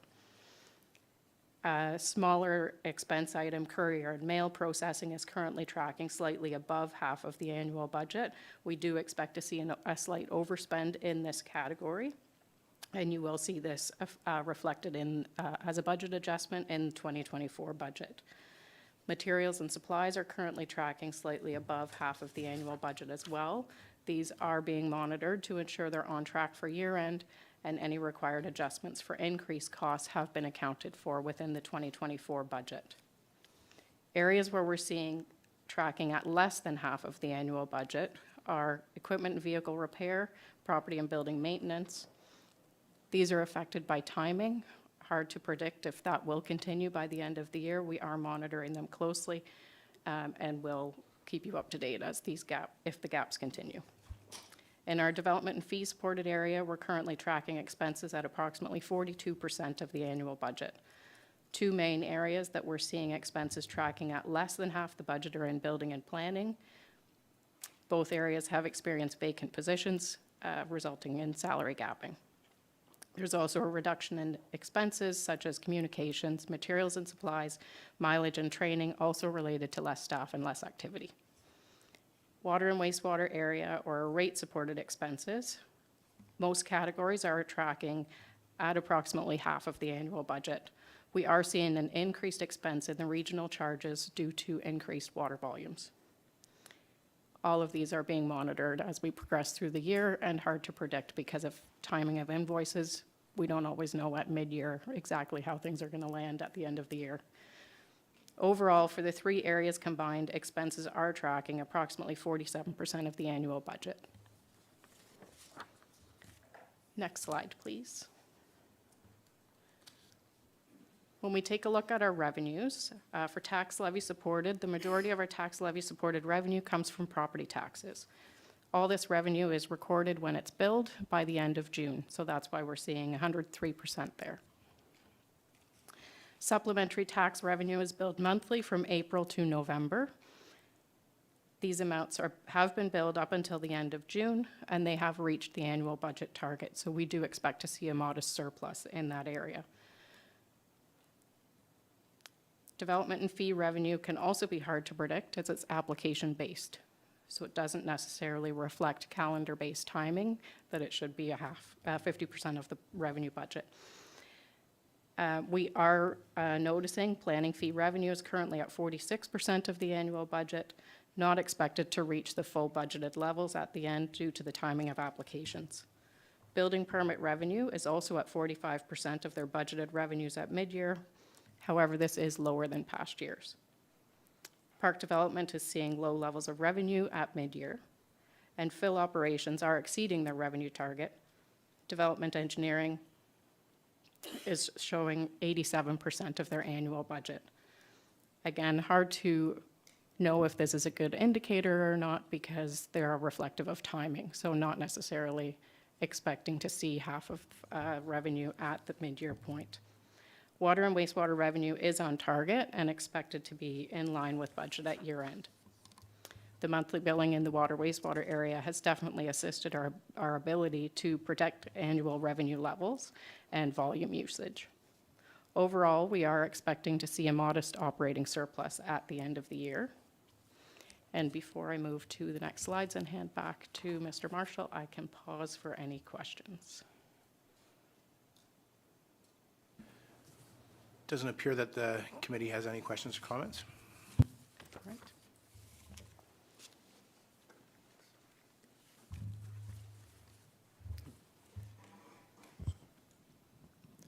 So if we go to the next slide, please. So we're going to take a brief look at capital. And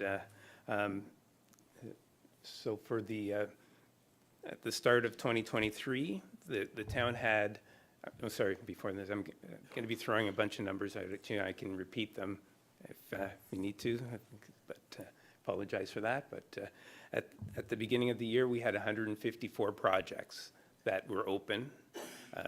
56 of those were approved in the 2023 budget, and 98 of them were approved in previous budgets. As of June 30th, the town spent $11.6 million on capital, leaving a balance of $112.2 million to be spent out of that out of those 154 approved capital projects. And it's important to note that 84 million of that 112 is related to the Health and Active Living Plaza.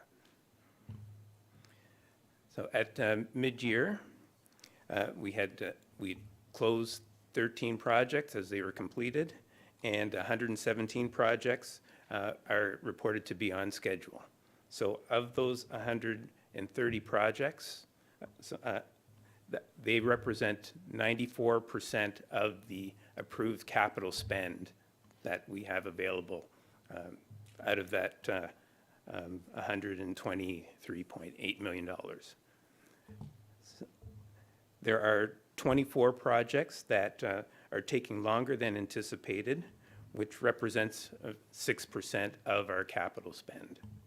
And some of the reasons for these delays include delays in delivery of vehicles, equipment, and supplies, delays in receiving approvals from third parties, and scope increases resulting in projects taking longer than anticipated. We are projecting, though, that 2/3 of the projects, or 99 of them, will be completed and closed by year-end. Next slide, please. So these next two slides that I'm about to present provide a summary of the town's top 10 capital projects in terms of dollar value, and gives a brief overview of their current status. So these projects represent 87% of our budgeted allowed expenditure. So these 4 projects here are on schedule, and of course the largest one here is the Health and Active Living Plaza with a spend of 84 million remaining, and anticipated to be on schedule for March of 2025. Next slide, please. So these projects listed here are progressing, but they're behind the original anticipated schedule that staff had originally anticipated. However, the majority of these projects are scheduled to be substantially completed by year-end 2024. So that completes the brief analysis of the capital plan. The general managers are here to answer any specific questions you might have on details regarding specific capital projects. Thank you, Mr. Marshall. Does any member of the committee have any questions or comments for Mr. Marshall? Councillor Roy DeClemente. Thank you, Mr. Chair. Just through you to staff, the presentation notes that 3 different road rehabilitation projects have been delayed, and I'm just wondering what the status is. I understand that one might be, but they're cumulative over a number of years. Through you, Mr. Chair. Yeah, there are a couple of road rehab programs. Some of these were phased. So we have taken our normal road rehab program and we've made it a larger project that's not just road rehabilitation. So there's components of it that are pavement management, going through the town and collecting data, preparing reports based on that data collection. In some cases, we're doing designs for some roads similar to Rogers Road, et cetera. So some of those are multi-year projects that we're taking advantage of grant funding in order to complete them, and it also allows us to kind of combine so that we aren't having multiple projects in multiple different numbers with their own individual contingencies associated with it. So this lets us bundle those together and do it a little bit more efficiently, but it does mean that it is more of a multi-year project than what we had traditionally brought to council previously. Thank you. Anybody else from the committee? Questions, comments? Mr. Marshall, thank you. Thank you and your staff for a great report. And yeah, anything else for Mr. Marshall? That was in one item. Oh, we need to vote on it. There we go. I will read it quickly. Be it resolved that the finance presentation dated September 19, 2023, entitled 2023 Mid-Year Financial Overview be received. All those in favor? Carried. Anything else for the finance team from the committee? Doesn't look like. Thank you again, folks. Mr. Acting Mayor, back to you. Thank you, Councillor Johns. We now have the item I, Community Parks, Recreation, Culture Report, Community Engagement and Events. I'll go over to you. We have, I think, 2 items here. We'll go to the first one with you. Mr. Karmazin, can you enlighten us? Thank you. Through you, Mr. Acting Mayor. This first report is a recommendation to include a request in the 2024 budget for a formal event strategy. A formal event strategy will provide outreach to our residents, determine community need, and guide our existing and future events in town.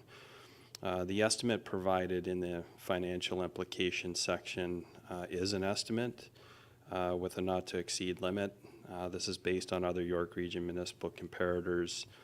It's our goal, as with any project or initiative, is to manage the scope within the project estimate.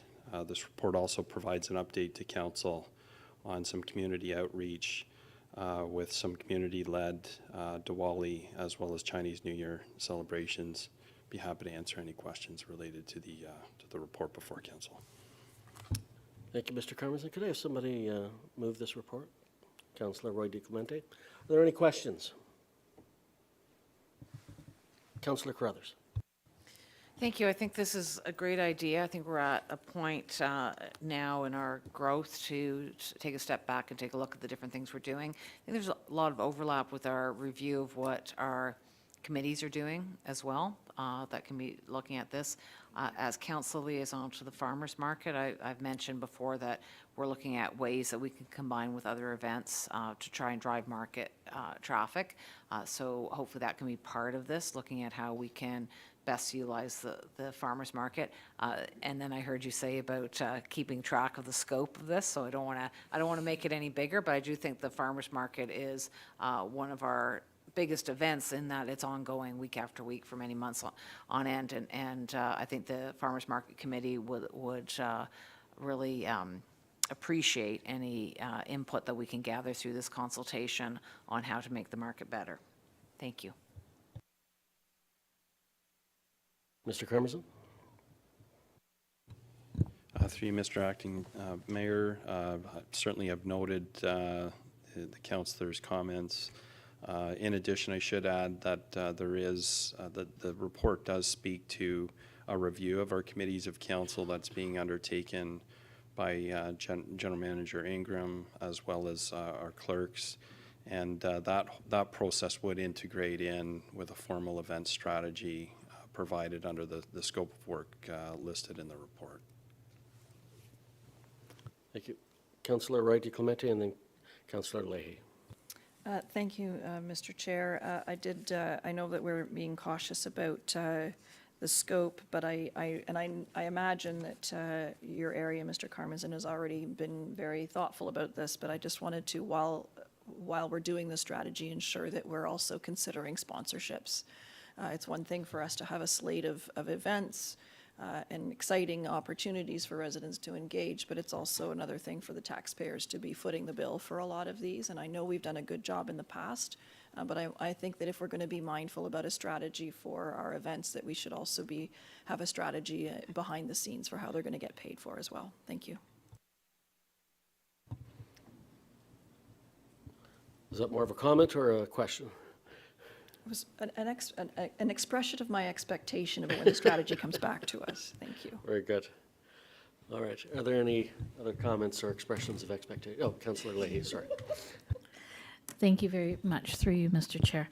I'm wondering if the General Manager, Mr. Carmazin, could elaborate a little bit on the partnership with organizers and to reiterate what other councillors have suggested is that there are opportunities for our current committees, such as the Arts and Culture Advisory Committee, to participate in this venture that you are undertaking.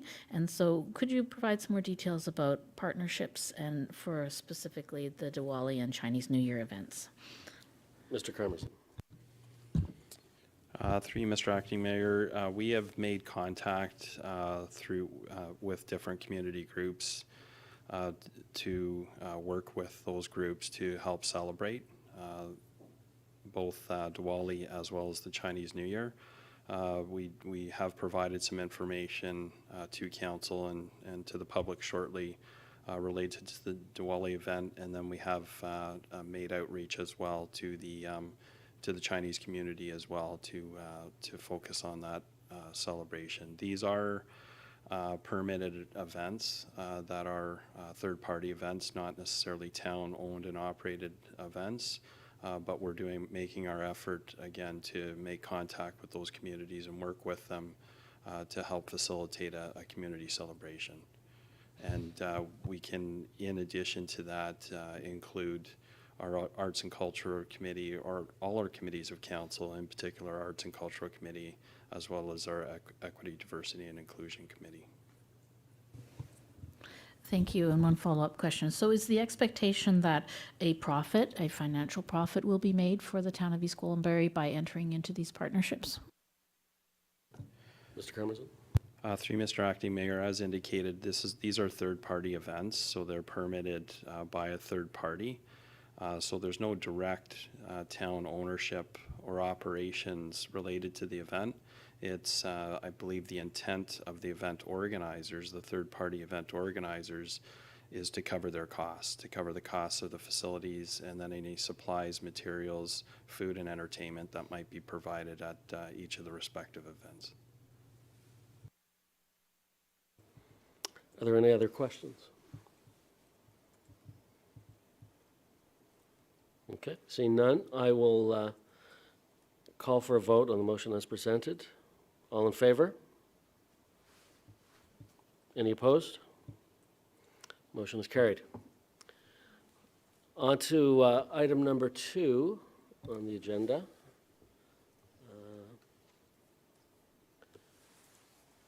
It's the Emily Park Conceptual Design and Simcoe Trail Preferred Alignment.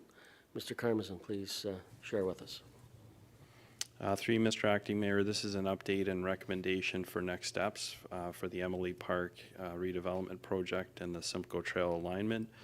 I should highlight and note that the project had experienced a significant pause due to the pandemic, as well as cost pressures due to the pandemic related to skilled labor, as well as supplies and materials.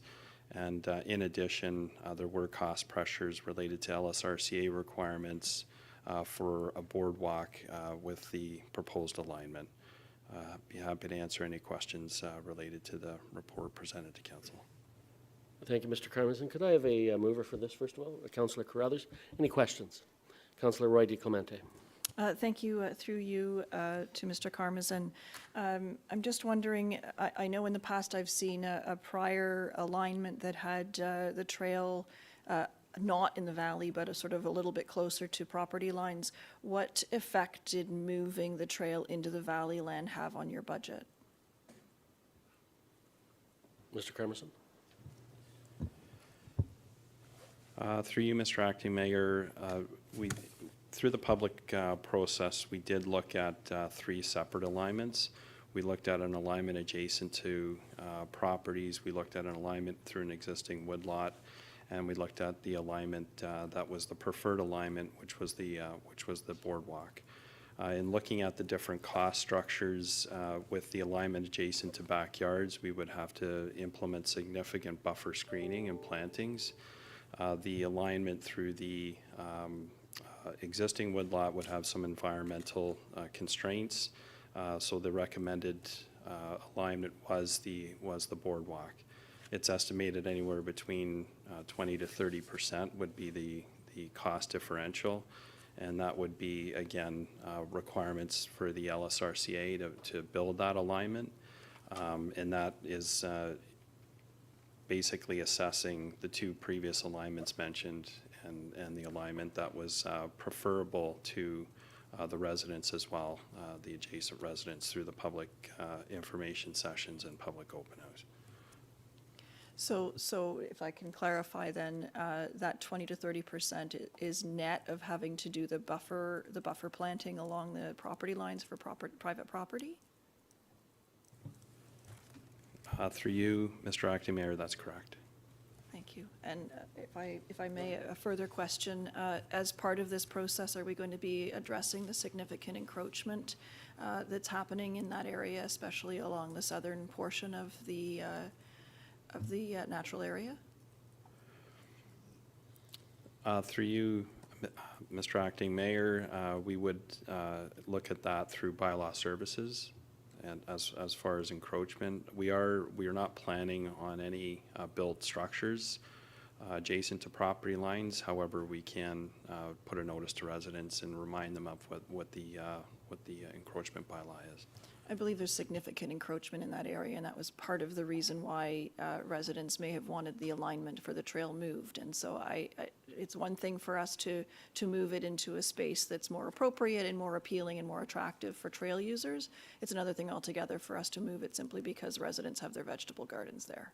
So I want to make sure that we're doing the right thing for the public here. Thank you. Councillor Carruthers. I want to thank staff for the significant amount of outreach to the residents there. This was a hot button issue for quite a number of months, if not years. I'll say number of months over the space of a number of years. This started in 2018, and so it's nice to see this coming before council to actually start getting things done. I had the opportunity to visit this park with my granddaughter when she was visiting, and the accessibility into it is very difficult to get down into it, and the park itself is really lacking what I've seen at our other parks. So I'm glad that this is before us to get this upgraded, to keep it in line with our other parks, and get those walkways so that people can actually access it. I did have a question about, on the plan, I don't know if you can pull up the slide that shows the location. The top left, the north, there is a walkway that I don't think we'll be using anymore. And to Councillor Roy Clemente's question about encroachment, I understand there's encroachment there. Residents have told me that the neighbor has had that blocked off, and it is one of our walkways, and I'm just wondering if we can do something to either sell that as surplus land or do something with it. So if you look in the top left, you see little dipsy doodles around up there. That's because there's a walkway there, and then there's a house. So I'm wondering if we can just put that on our radar to decide what will happen with that piece of land, seeing as we won't need it for the trail.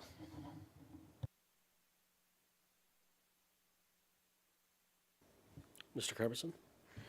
Through you, Mr. Acting Mayor, I believe it's our intent to have two separate walkways, one leading into Emily Park through to the south, and the other leading through to Thompson, and then which would also cross to the trail alignment that would take you through to the community center and the Silk Twist trail system. So we can certainly take a look at both those planned entrance and exit ways along the trail. Sorry, that wasn't what I was talking about. I was talking about the one that we're not using at the top. I think if we can put up the slide and just advance it to attachment number 5.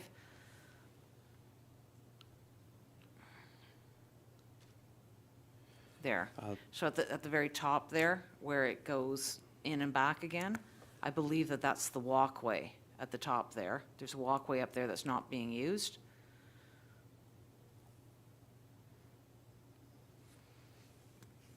So it's that unused walkway that I want to find out if we can declare surplus or find out what's going on with that. I understand right now it is blocked off by the neighboring residents. Through you, Mr. Acting Mayor, I believe there is intent to have a walkway connect up to Thompson, which would then cross through to the trail alignment, to the Silk Twist trail alignment.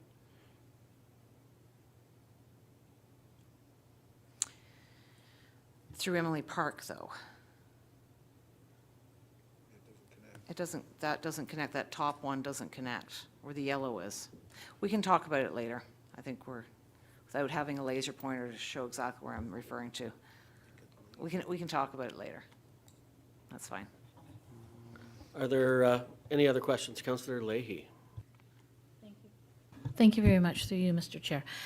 I'm reading the last paragraph of the resolution that is asking council to approve a revised project budget of $408,500 for the Emily Park redevelopment and $682,000 excluding taxes for the construction of the Simcoe Trail Phase 1 as presented in this report. And my question, I have two questions with regard to this paragraph. Number one, if this is a revised budget, where are we getting the money from to cover the increased costs that we are being asked to approve? And secondly, there was part 2. Maybe it'll come back to me after part 1 is answered. If the appropriate staff member could explain where the extra money is coming from in terms of our taxpayer dollars to cover the increased budget. Mr. Carverson, do you want to take a stab at that? Through you, Mr. Acting Mayor, the funding sources are listed below the chart on page 5 of 8. The project will be funded 50% through outdoor recreation development charges and then 50% through the CCC community capital contribution reserves. So any net difference, additional amounts requested would be included with that funding breakdown. Thank you very much, and I remembered part 2. So I wanted that to be explained for the benefit of residents who are viewing or who may be viewing this report in the future. And my second question is with regard to the timing of this. We are currently undergoing a trails master plan. There has been one community meeting right now, and there are 2 more coming up. And so with regard to this, I would like you to share with the residents why the timing of this is now, rather than waiting to incorporate it in the future master plan. Mr. Carmazin? Through you, Mr. Acting Mayor, this particular trail alignment has been included with our active transportation and trails master plan since 2012, and there's been no change with any of the updated mapping in 2018 and then as well now in 2023. It still is a highly desirable community trail that is interconnecting communities to community amenities, in particular the Holland Landing Community Center to the north, all the way up to Anchor Park, eventually in with the lake-to-lake route in the fullness of time. So that is the rationale, background, and context with regards to this particular alignment. Thank you very much. Through you, Mr. Chair. I appreciate the details, as do the residents. Thank you. Councillor Roy DeClemente, did you? I just wanted to add maybe a little bit of a history lesson. The report notes that there is a bridge near, I believe it's Stonehill or whatever. In any case, there's a bridge there.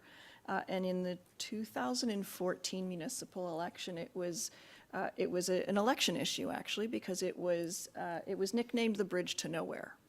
So 9 years later, we are finally making this bridge a bridge to somewhere. And so that's why I think this is more than timely that we need to proceed with this.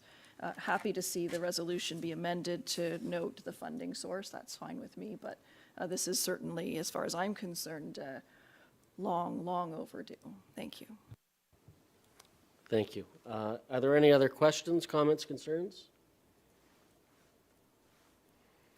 Seeing none, I will call for a vote on the motion as presented. All in favor? Oh, sorry. It was, did we want to entertain the amendment? It was Councillor Carruthers. You, I believe you moved that. Would you allow the friendly, that we include the sources of funding? Sure. Madam Clerk, you can... Through you, Mr. Chair, I've captured the amendment to include the 2 sources of funding that was noted in the report and verbalized. Very good. Okay. All those in favor? All right. Motion is carried. So, moving on. Keeping our eyes on the clock. We have a council at 6 p.m. We have Community Infrastructure and Environmental Services with Councillor Leahy in the chair. Thank you very much. Through you, Acting Mayor Crone.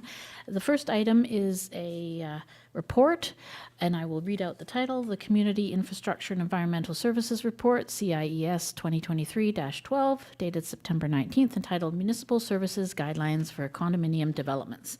And can I have a mover, please? Thank you, Councillor Crone. The report is moved by Councillor Crone. And General Manager Molinari, do you have any comments? Thank you. Through you, Madam Chair. The proposed guidelines have been a work in progress for the past several years.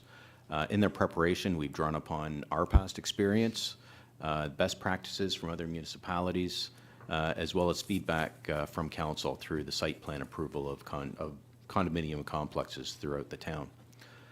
Further, we've met with individuals from town condo complex to hear their concerns, and we've worked through solutions to assist with providing services where we can.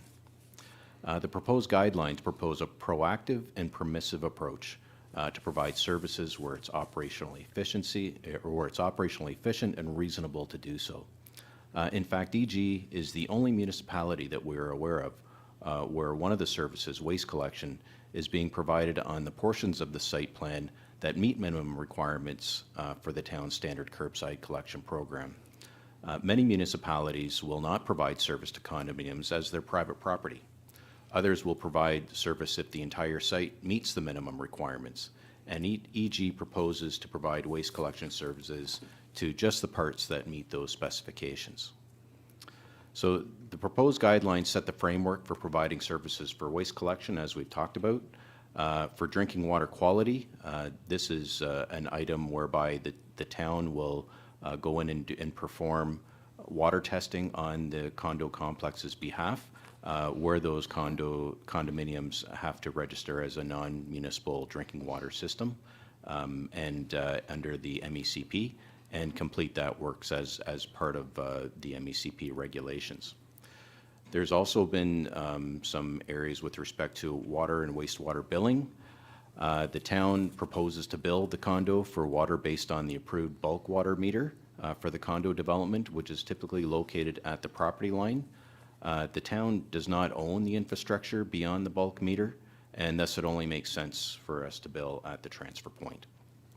With regards to the remaining infrastructure on the site, you know, the guidelines propose to not supply road, water, or sewer infrastructure for the condominium, again, because it's private property, and because that's private, we would also not look to provide winter maintenance services on that private property. So I guess in summary, there are different philosophies on how to treat servicing for condominiums, and we believe that the proposed guidelines are balanced and fair and provide assistance where the town's standard equipment and processes can be used efficiently and effectively. And happy to answer any questions. Are there any questions from members of committee? Councillor Cron? Thank you, Madam Chair. I know that this has been a long time in the works, and I appreciate all the efforts of staff. I know you've worked finding best practices and consulted extensively with stakeholders, condominium owners in our town. And I happen to think that given the current climate in the province, given the impact of reduced development charges for residential, I think you're going to see more and more condominium proposals coming forward because we can avoid some of the costs for infrastructure that would normally have been covered by development charges. So I think that's going to be a natural consequence of the changes that we're inheriting. So I think we need to get it right, and I appreciate that you've done a lot of work and listened to some of our condo owners and the boards. I know there is a meeting coming up. We're trying to do an information meeting in the next a little while, and I'm just wondering if it would make sense. I know it's not, I think your words were mission critical at this moment, but we do need to get it resolved within the next few weeks. But I'm wondering, keeping with the flavor of the meeting, to defer this for a little while longer until we've had a chance to have that public meeting and get a little more information and share information too. So I throw that out to the committee if they are willing to entertain a deferral of this until we've had a little more time with some of our stakeholders. Thank you, Councillor Cron. General Manager Molinari, would you like to speak to that further, or should I proceed, Madam Clerk, through to making a motion? Councillor Cron would like to make a motion to defer this issue in order to accommodate a further public information session for a particular community that is affected directly by this report. Through you, Madam Chair, that a deferral is fine by staff, and we're at your discretion to whatever you would like us to do. Thank you very much, General Manager Molinari. I think it's an important report, but there is not necessarily a sense of urgency. I think we have some leeway here in order to accommodate some further discussion on how this impacts our residents of East Gwillimbury. Through you, Madam Chair, I believe a motion's been moved by Councillor Crone to defer the consideration of this report to a future committee of the whole council meeting. You would just require the vote of council to consider this.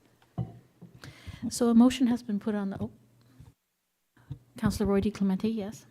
I think the motion should address why it's being deferred. So it's being deferred pending the outcome or the results of further public consultation or something along those lines. To just simply defer it without explanation, I don't think is appropriate or transparent. Thanks. I'm fine with that suggestion. Thank you.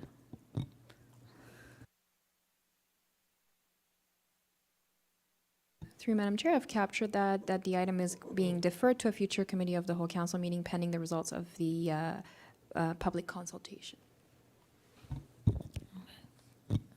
Through you, Madam Clerk, can we have that wording up on the screen, and then I'll read it out and we can vote on it? Just bear with me for a moment. I'm just cleaning it up.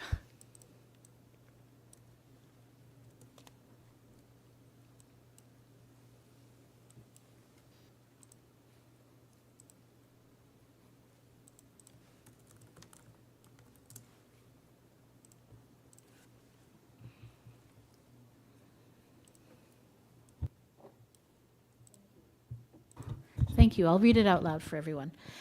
Be it resolved that Community Infrastructure and Environmental Services Report, CIES 2023-12, dated September 19th, 2023, entitled Municipal Services Guidelines for Condominium Developments, be deferred to a future committee of the whole council meeting pending the results of the public consultation session. Seeing no further questions, I'll call for a vote. All those in favor of the motion as presented? The motion passes. Thank you very much. And that was the only resolution on the Community Infrastructure and Environmental Services today.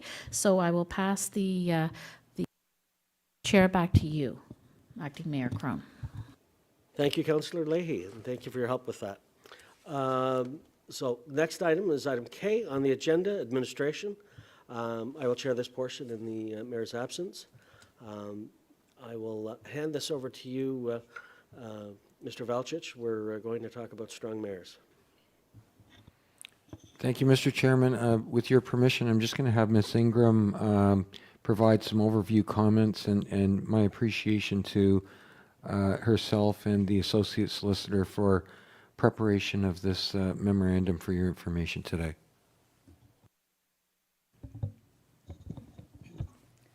Through you, Acting Mayor, thank you, Mark, for those words. We have Keith Cho in the committee room with us. He did a presentation 2 weeks ago to Committee of the Whole when we first started to discuss these strong mayor powers and the overlap with the Building Homes Faster legislation that the province has introduced.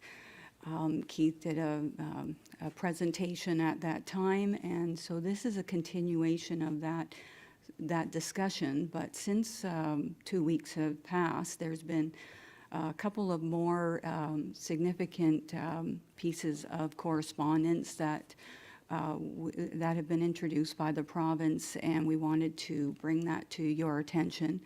The purpose of today is simply for this to be a session that council has another, or committee has another opportunity to consider the implications of getting into the program that the province is very passionate about in building homes. Obviously, they're passionate at the speed of sound by which they travel with their correspondence. And so with that, maybe I could frame this a little bit more for you before you start your dialogue about considering the implications of basically committing to a request by the province to commit to a housing target. As you may recall in the discussions we had a couple weeks ago, there was correspondence from Minister Steve Clark, as he then was, the Minister of Municipal Affairs and Housing, that came to Mayor Hackson, asking the mayor for her commitment on behalf of the town to commit to a housing target of 4,300 homes, I believe it is, to be built in the next 10 years or so, some period of that nature. And the commitment was to be confirmed by East Gwillimbury by October 15th. So that was sort of a deadline that was making us move fairly quickly with all our memos to you. We have another memo in front of you, which is prepared by Keith Cho, largely, and basically the memo identifies two additional pieces of correspondence that you should be aware of when you're making this important decision about whether or not the town is going to commit to a housing pledge and then be subject to receipt of strong mayor powers. So the two pieces of correspondence that I want to bring to your attention at this point is the September 13th letter that the now newly appointed Minister of Municipal Affairs and Housing, the Honorable Mr. Paul Calandra, he has sent this letter or directed his letter to Lori Scott, who is the chair of the Standing Committee on Heritage, Infrastructure and Culture Policy. Mr. Calandra has asked Ms. Scott with her committee to basically step into the shoes of who maybe were appointed before under the previous ministry direction as regional facilitators to come and visit with the regional governments and the area municipalities underneath them to discuss regional governance in the province of Ontario. That this change in leadership perhaps has given rise to a change in direction, basically from persons that were going to be regional facilitators to now a mandate given to Ms. Scott's committee to consider regional governance, and there's 4 criteria that he's addressed in his letter. I won't read that to you. You probably read it already. The second important piece of correspondence is Mr. Calandra's September 15th correspondence, which you may note is addressed to heads of council. So it is not specifically directed to the mayor of the town of East Gwillimbury, but rather appears to be a letter that's directed to heads of council generally.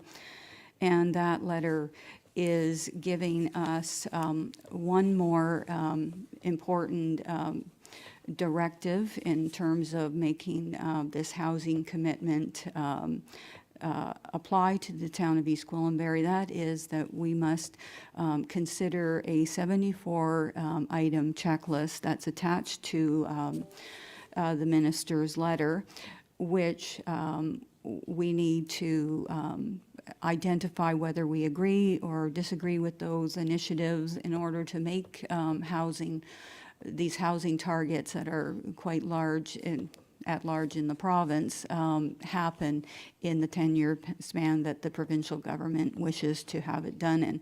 So this comes with yet another directive to the municipalities to which this letter has been directed to comply with returning the checklist in terms of our position in the checklist and our 5 priorities under that checklist by October 16, I believe, after one day after the October 15th date was to commit to the target. And so our work is cut out for us. And in terms of this session, that's a lot of information to digest in 1 minute, but this session was intended to give you a second sober thought in terms of where committee and council wishes to go with respect to the target and the obligations that come with that target. The memo that's in front of you that was written by Mr. Cho has identified some considerations for council's view in terms of making this decision. We recognize that you won't make the decision today because we're sitting in committee and not in council, but this will inform you of a decision that must be made in these timelines that have been asked of us by the province. So those timelines come up pretty quick when you need to have a council directive making that decision. So in terms of the memo and your considerations, this discussion is not meant to persuade you of any course of action. It's meant to give you some things to think about in terms of what happens if we don't get into the housing program, or what happens if we do, some of the factors that might be considered, and simply I'm here as a facilitator, but not as in an advisory position, but I certainly can provide you with my perception of issues if that need arises. Thank you. Mr. Velchich? Mr. Chairman, just to build on those comments just slightly before committee has any discussion or has questions for us, I just want to advise that we have got a sort of 6-point action plan at the staff level to try and review, analyze, and provide some perspective back in regards to the 74 recommendations. In my brief read of the 74 recommendations, I've identified 8 internal departments that have some sort of interest in this matter, or affected, or would have a perspective that would be worth sharing. So I've reached out to Mr. Ron Palmer, who you know well, to meet with a cross-functional staff team next Tuesday morning, just to try and have some brainstorming, and Mr. Palmer will assist us to see if we could provide some sort of subject matter perspective in relation to the 74 recommendations, and whether, you know, from a subject matter perspective, we believe they should be supported or opposed. And then we can also put some effort into trying to identify, at least from our perspective, what we think might be 5 items for consideration as most impactful from EG's perspective. So the idea would be that we would bring back some sort of report summary of that activity October 3rd, which is still reasonably well in advance of the deadline, given that it's a 4-week time span that we're working within. And at that point, you could have some conversation and make any decisions you need to. If that's helpful, if you believe that's a good approach, then we will continue in that regard. Okay, thank you, Mr. Velchich. Are there any questions or comments that you'd like to direct to staff? Councillor Roy DiClemente. Thank you, Mr. Acting Mayor. I tend to lean towards the simplest approach when dealing with this. It's obviously a complex matter. The letter was addressed to the head of council, which would be the mayor, and it's asking for the mayor's opinion. And so if the mayor would like to consult with staff and get their opinions on how that might approach things, I would see the mayor's response as the expression of the mayor's opinion and not necessarily the expression of this council, because asking a body like this to go through 78 very big policy questions in a short period of time is, it's bigger than an official plan, frankly. There's the things that are being promoted and suggested are really huge. But if we simply say, oh, the mayor thinks these things, and here are the 5 that the mayor thinks, I think that's all that we really need to be doing, and I don't want to overthink this, because I think it just needs to be a simple response to a complex question. That's my opinion. Thanks. A response, Mr. Velchich?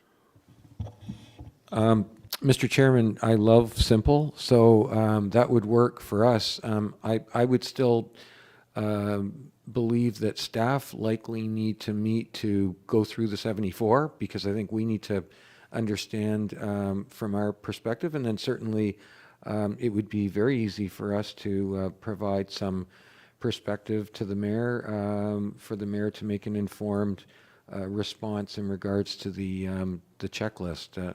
So that would be very reasonable for us to pursue. Councillor Crothers, you had a comment?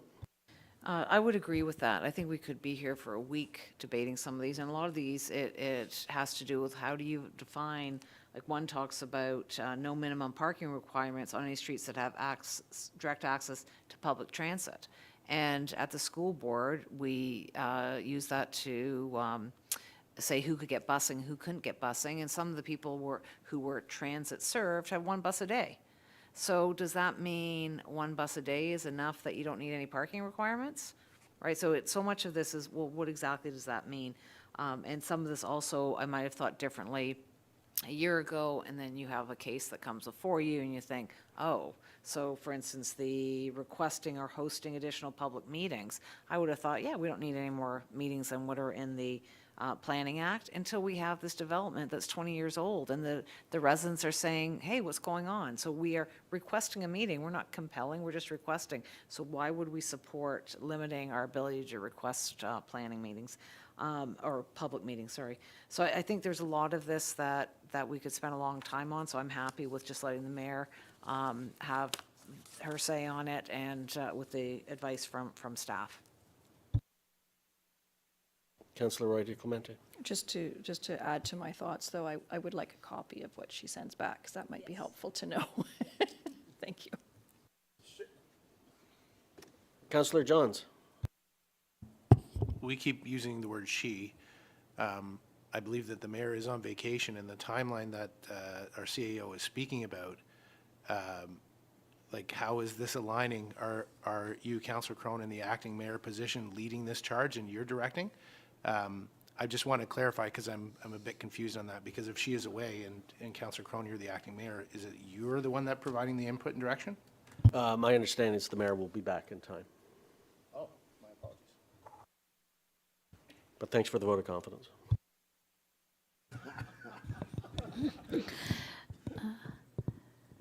Are there any other comments?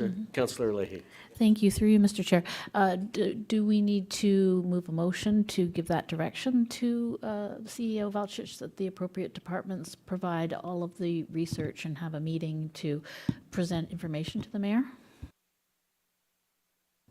Councillor Roy DiClemente, you have a comment on that? The correspondence hasn't been received by council, and it's addressed to the head of council. It's not even addressed to us. So if we've received a copy of it, if we want to put it on a future agenda and give it official standing, that's fine. But as far as I'm concerned, this is just, we're just having a conversation about a matter that we're not even dealing with the strong mayor's piece. We're simply dealing with how are we going to address a piece of correspondence that isn't addressed to us. So if I'm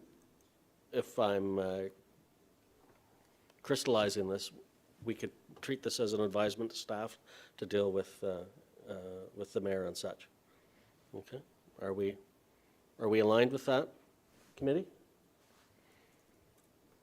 Okay.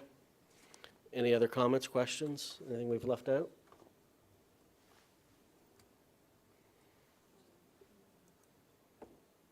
Sorry? I'm just wondering if Ms. Ingram feels differently than my opinion, because I seem to have vocalized it pretty forcefully. Through you, Acting Mayor. I don't disagree with your opinion.